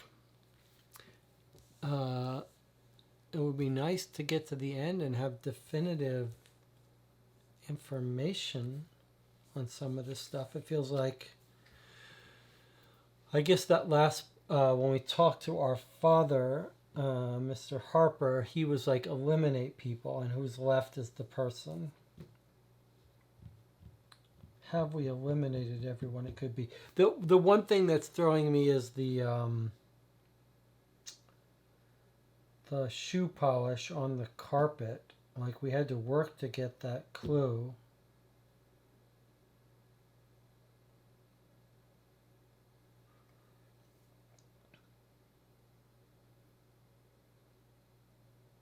And I guess Hercule Bonneville, the former boxer and boyfriend, he would have occasion to be in the kitchen.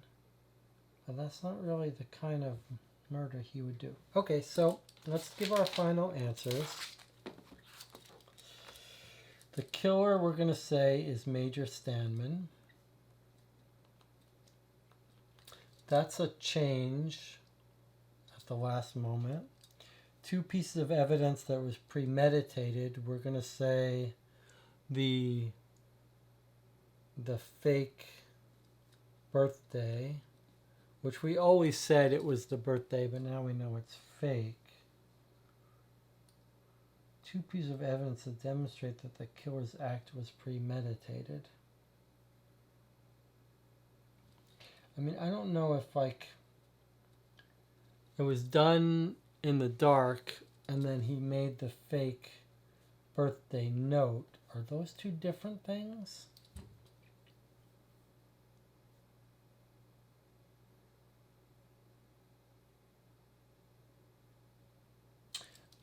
To steal the key. I'm just going to add that there. And then why was the victim killed? We're going to say to steal the key, to steal what was in the safe, and then we're going to say to steal the documents. Right? We think he's there.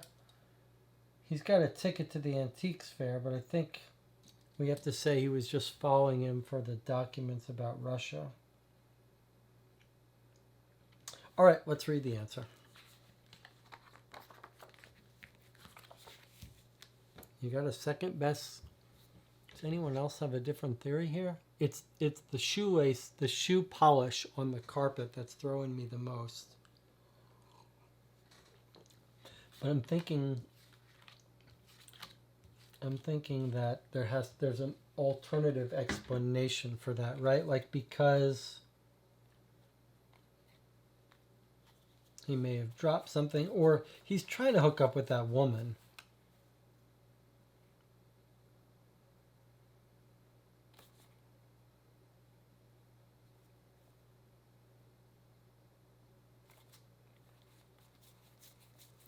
And they're the two that are disappeared during the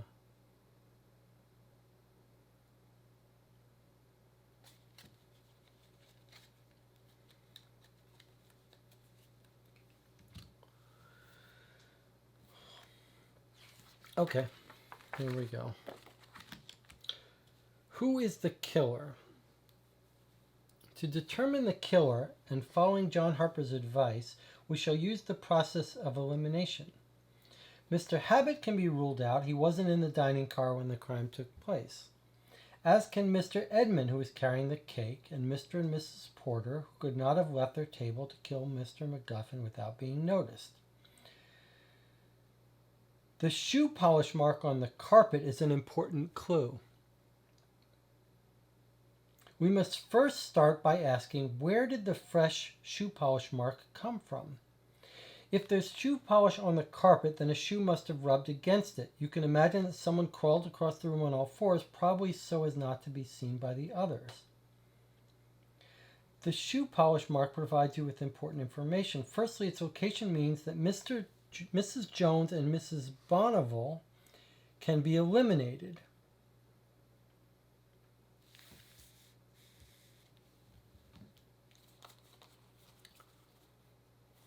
Bonneville is the boyfriend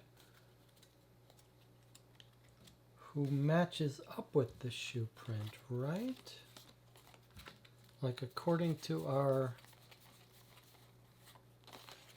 Place this card along the right side of each suspect. If the lines match up, it means the suspect's shoe polish color matches the stain on the carpet. I see. So his color matches up. But that's not necessarily that it's his. The shoe polish location means that Miss Jones and Mr. Bonneville can be eliminated. Based on their positions, they could not have gone through the area with the shoe polish mark. Because, according to our map, it's saying that they would have no reason to go there. Was it the other card that had the change in map? Yes. Where was that other card? Okay. So that is where the shoe polish was. They're saying Bonneville would have just gone and killed him, come back, wouldn't have to go this way. But it would if he went to the freight car. And why wouldn't Miss Coulson have to go through it?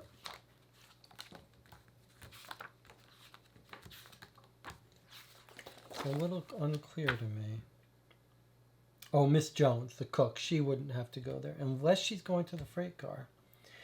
But anyway, based on their positions, they would not have gone through that area with the shoe polish mark to kill Mr. McGuffin. Mr. Bonneville was right next to him, so he wouldn't have even had to need to get out of his seat to kill him. As for Miss Jones, she could have killed him just by reaching over the bar. I think maybe we're being told that the person didn't have time to go all the way to the freight. Maybe they went after when he told people to gather. Okay, so they're saying these two people wouldn't have had to go. Jones and Bonneville wouldn't have had to go through there to kill him. Okay, fine. Even though his shoe polish color matches. The color of the shoe polish rules out Major Stanman as a suspect. Well, there was our person we thought it was. Although his shoes are probably expertly polished due to his military background, the color doesn't match his shoes. The same goes for Mr. Boyd. Moreover, Mr. Boyd was singing when the crime took place. We knew that. It's hard to believe he could have crawled across the floor, killed Mr. McGuffin, and returned to his seat while singing Happy Birthday. That leaves us with just one suspect whose shoe color and position are a match, Mrs. Coulson. She is the killer. Well, we did notice that her shoe polish matched the color. And I guess she would have crawled past. She does say that someone moved to my left when I was turned around. So she did say she also felt someone, but I guess she was faking that. And we're led to believe that because her shoe polish matches, that's enough evidence that she's the killer. All right, let's see if there's more evidence.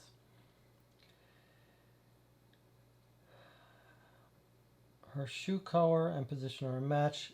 Mrs. Coulson, she is the killer. She killed Mr. McGuffin with a sharp knife used in the dining car. It was one of the knives used to eat the prime rib. Well, that was our thing about not knowing if it was the prime rib or the salmon knife. Mrs. Coulson took her own knife, killed Mr. McGuffin, then wiped the knife clean and placed it back on her table, a simple way to avoid having to hide the murder weapon. Okay, so we got that wrong. Two pieces of evidence that demonstrate that the killer's act was premeditated. There are at least three clues that indicate the crime was premeditated. First, Mr. Porter's birthday celebration was organized. The murderer is obviously the person who wrote the note about the birthday cake. This explains why the handwriting is different from the instructions about the cake and the fact that Mr. Jones and Mr. Edmund have conflicting statements about the cake. We did figure that out. Next, the murder took place as the train entered a tunnel, which is the only time that the car was completely in the dark. Mrs. Coulson had planned this murder because she had taken the train before and has a book in her bag that could be used to study the number of tunnels on the train journey. Card 2. Really? We missed that. Let's see. What does she have? We saw at the very end. We search her travel bag. It contains a makeup kit, some very elegant hairpins, and a tourist guide and some clothes. A tourist guide? We were supposed to guess that that would tell her about the tunnels of the train. No, I don't buy that. Finally, and less significantly, we may also add the fact that she ordered the prime rib, so she would have had the future murder weapon close at hand. But the killer hadn't counted on Claire Harper being there.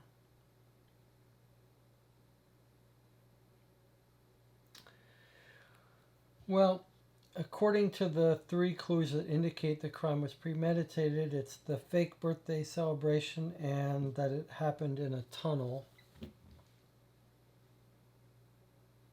which is the only time that the car was completely in the dark. Okay, why was the victim killed?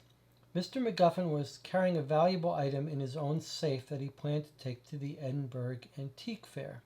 Miss Coulson murdered Mr. MacGuffin to steal the key he wore around his neck.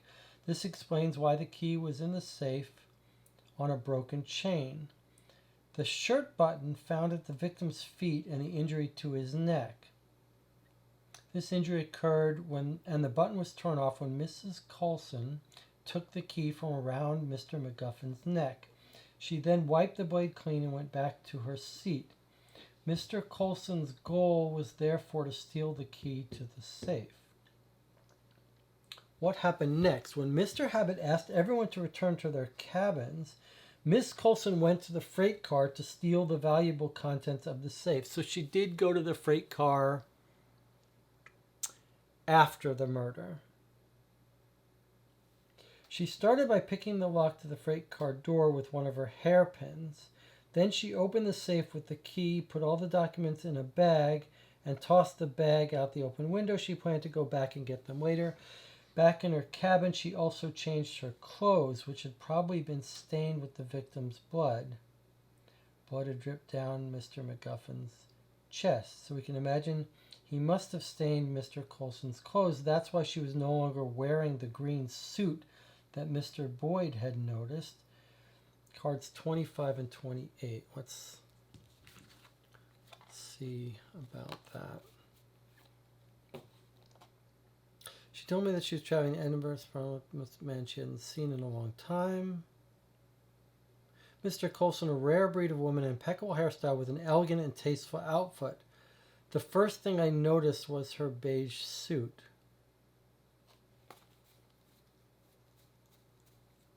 $25 is just, I guess, the drawing of her that we're supposed to see. She's not wearing the beige suit. And what about her bag?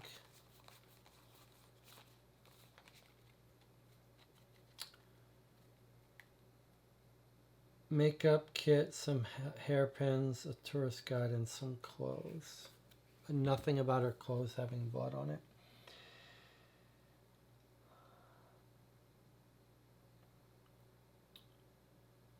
While she was doing that, she wasn't with the other passengers in the small lounge. Well, we know that the woman told us that she noticed that that woman was missing. Who is Mr. MacGuffin? Most likely a foreign agent or a spy. However, there is no evidence that can confirm this. As for his safe, it contained confidential documents that had to do with Soviet Russia. But the content of the documents is unimportant in this case, since, as none other than Alfred Hitchcock explains, a MacGuffin is a mechanical element that crops up in any story. In quick stories, it is almost always the necklace, and in spy stories, it is almost always the papers. Okay, so I guess we got the last two things right if you wanted to score it properly. You would say that we got the happening at a birthday party at the surprise with the lights are out. We got that early. That was 1.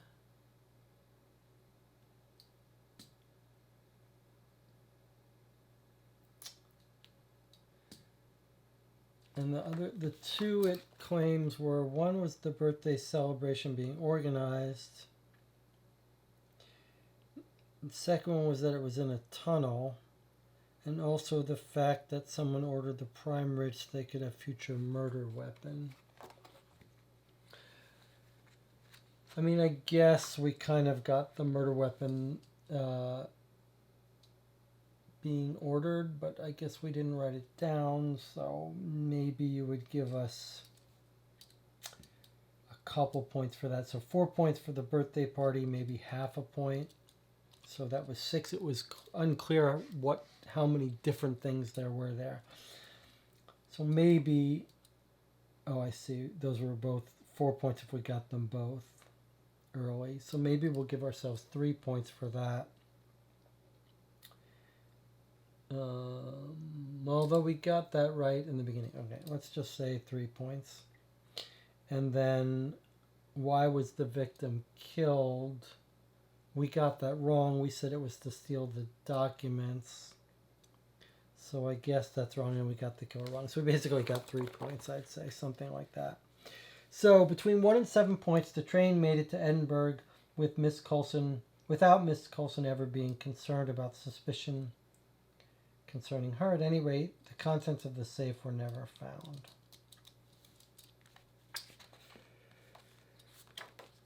Okay, that's it.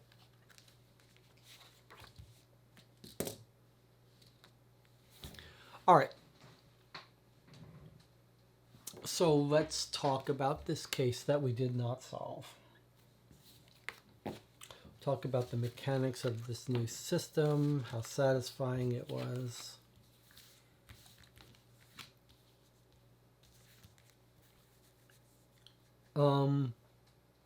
Well, not. I see the microphone has stopped working. That's unfortunate. But we're speaking to the camera now, so it's okay. Mechanically, it was a pleasant system to use.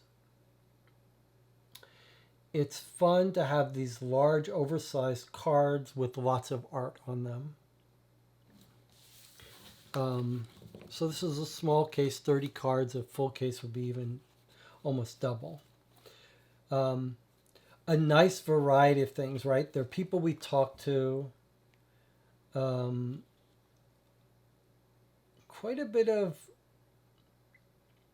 what would you say, non-factual, but sort of personality information, different suspects telling us about each other. I mean, I like the flavor of that. I like the flavor of the Agatha Christie style thing where we got lots of suspects and we're trying to figure out who we can eliminate and who it could be. I mean, that was fun. It was fun to have lots of suspects. It was very fun to have these different kinds of cards. There's sort of item cards, clues.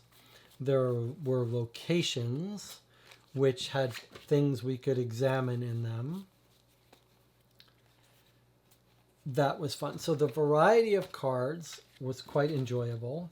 And in addition, we had this one that was like a additional map or document. So really fun to have all these different things. And really fun to have so much art. In fact, maybe more art than any of the other detective style games we've played.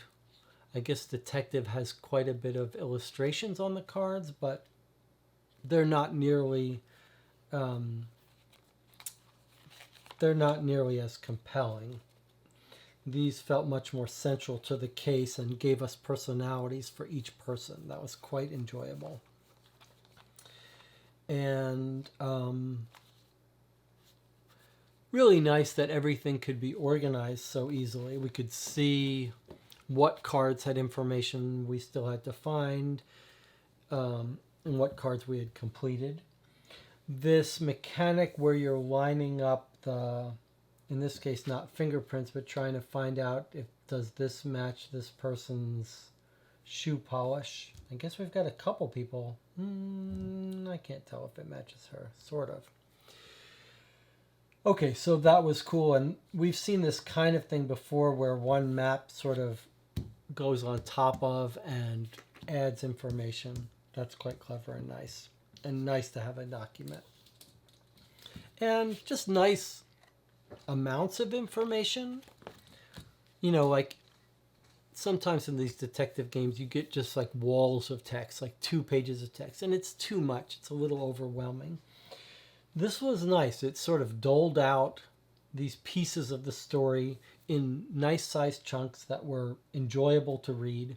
And the system of going through this deck of cards without sort of unnecessary elements, like Detective has all these elements of needing certain tokens and not being able to look at follow certain clues, and you only go through a subset of the clues. I've argued that that probably doesn't, it's not necessary, it doesn't help. This game says, here's the story, you're going to go through all of it eventually. And I find that very satisfying.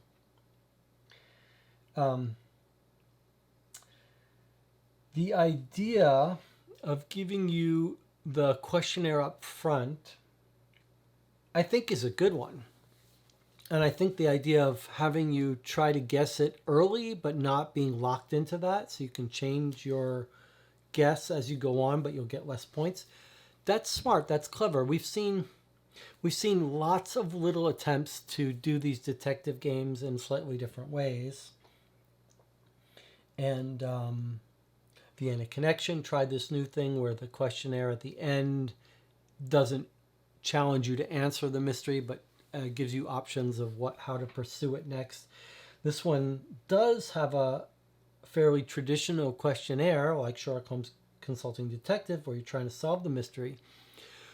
But giving it to you right up front is interesting.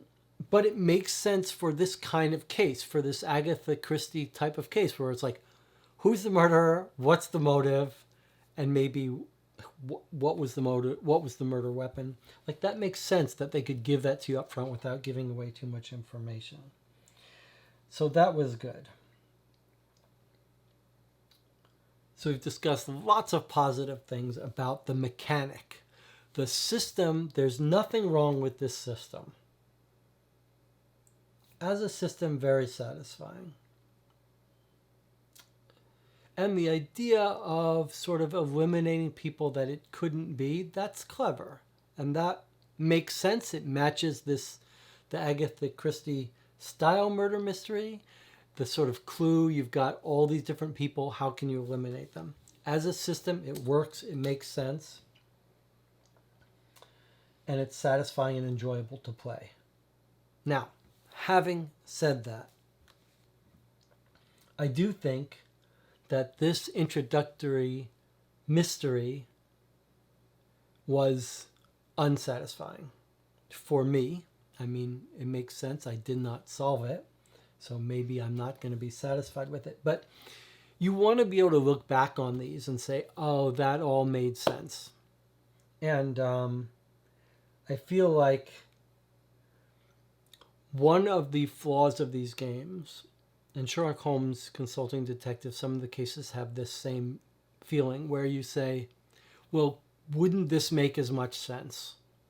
Couldn't this explanation of what happened also fit all the evidence? And that shouldn't be the case. And the things like the shoe polish on the carpet, like it matched multiple people. It could have been multiple people.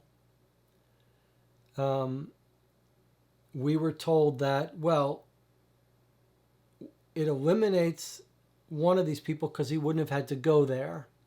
He wouldn't have had to put his shoe polish, he wouldn't have had to be in the place where the shoe polish was. But it felt like there could be lots of reasons that shoe polish was there. Did he bend down to pick something up? It wasn't exactly clear where exactly the shoe polish was. Yes, he wouldn't have had to go there to kill that person. Either would the cook, Mr. Coulson would have, but our theory was that the person had to get to the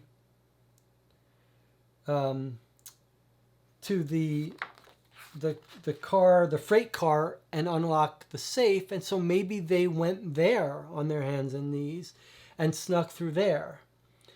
And the game's explanation was, no, they went to that freight car later. And so no one had to go in that direction at the time of the murder.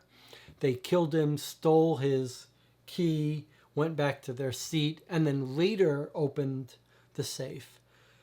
Now, maybe you could say, well, we should have guessed that they didn't have time to do that. But it's very hard in these mysteries that are sort of cartoonish anyway to sort of get in the mind of the writer and say they wouldn't have gone into the freight car to steal the thing during the singing of the happy birthday. Like, that was not clear. It was not at all clear that we could eliminate the idea that they went into the freight car during that time. Lots of little pieces like that where the mystery the story was not explained to us enough to eliminate some of these possibilities. And then there were some real stretches, like we were supposed to know that this person referred to her in the beige dress. Do we know that that was... We don't know how far the time was when she was seen wearing the beige dress. We see this thing, she's got a tourist guide, and that's supposed to tell us she knows where the tunnels are. There were things that were much too big a stretch. And then the whole thing about the spy documents, which played a big part, were supposed to be totally irrelevant, and we were supposed to guess that she knew he had valuable antiques. That's why she killed him. Like, that's the motive for murder? Just she murdered him to steal his antique documents? Even though he was hitting on her, she didn't use that to get access to the key. As a murder, as a mystery, very unbelievable and was not convincing and was disappointing. So, and sort of an uninteresting case that it was just to murder to steal his antique, but not to steal the documents. Not very satisfying. The most interesting part, here's the other thing that was sort of disappointing.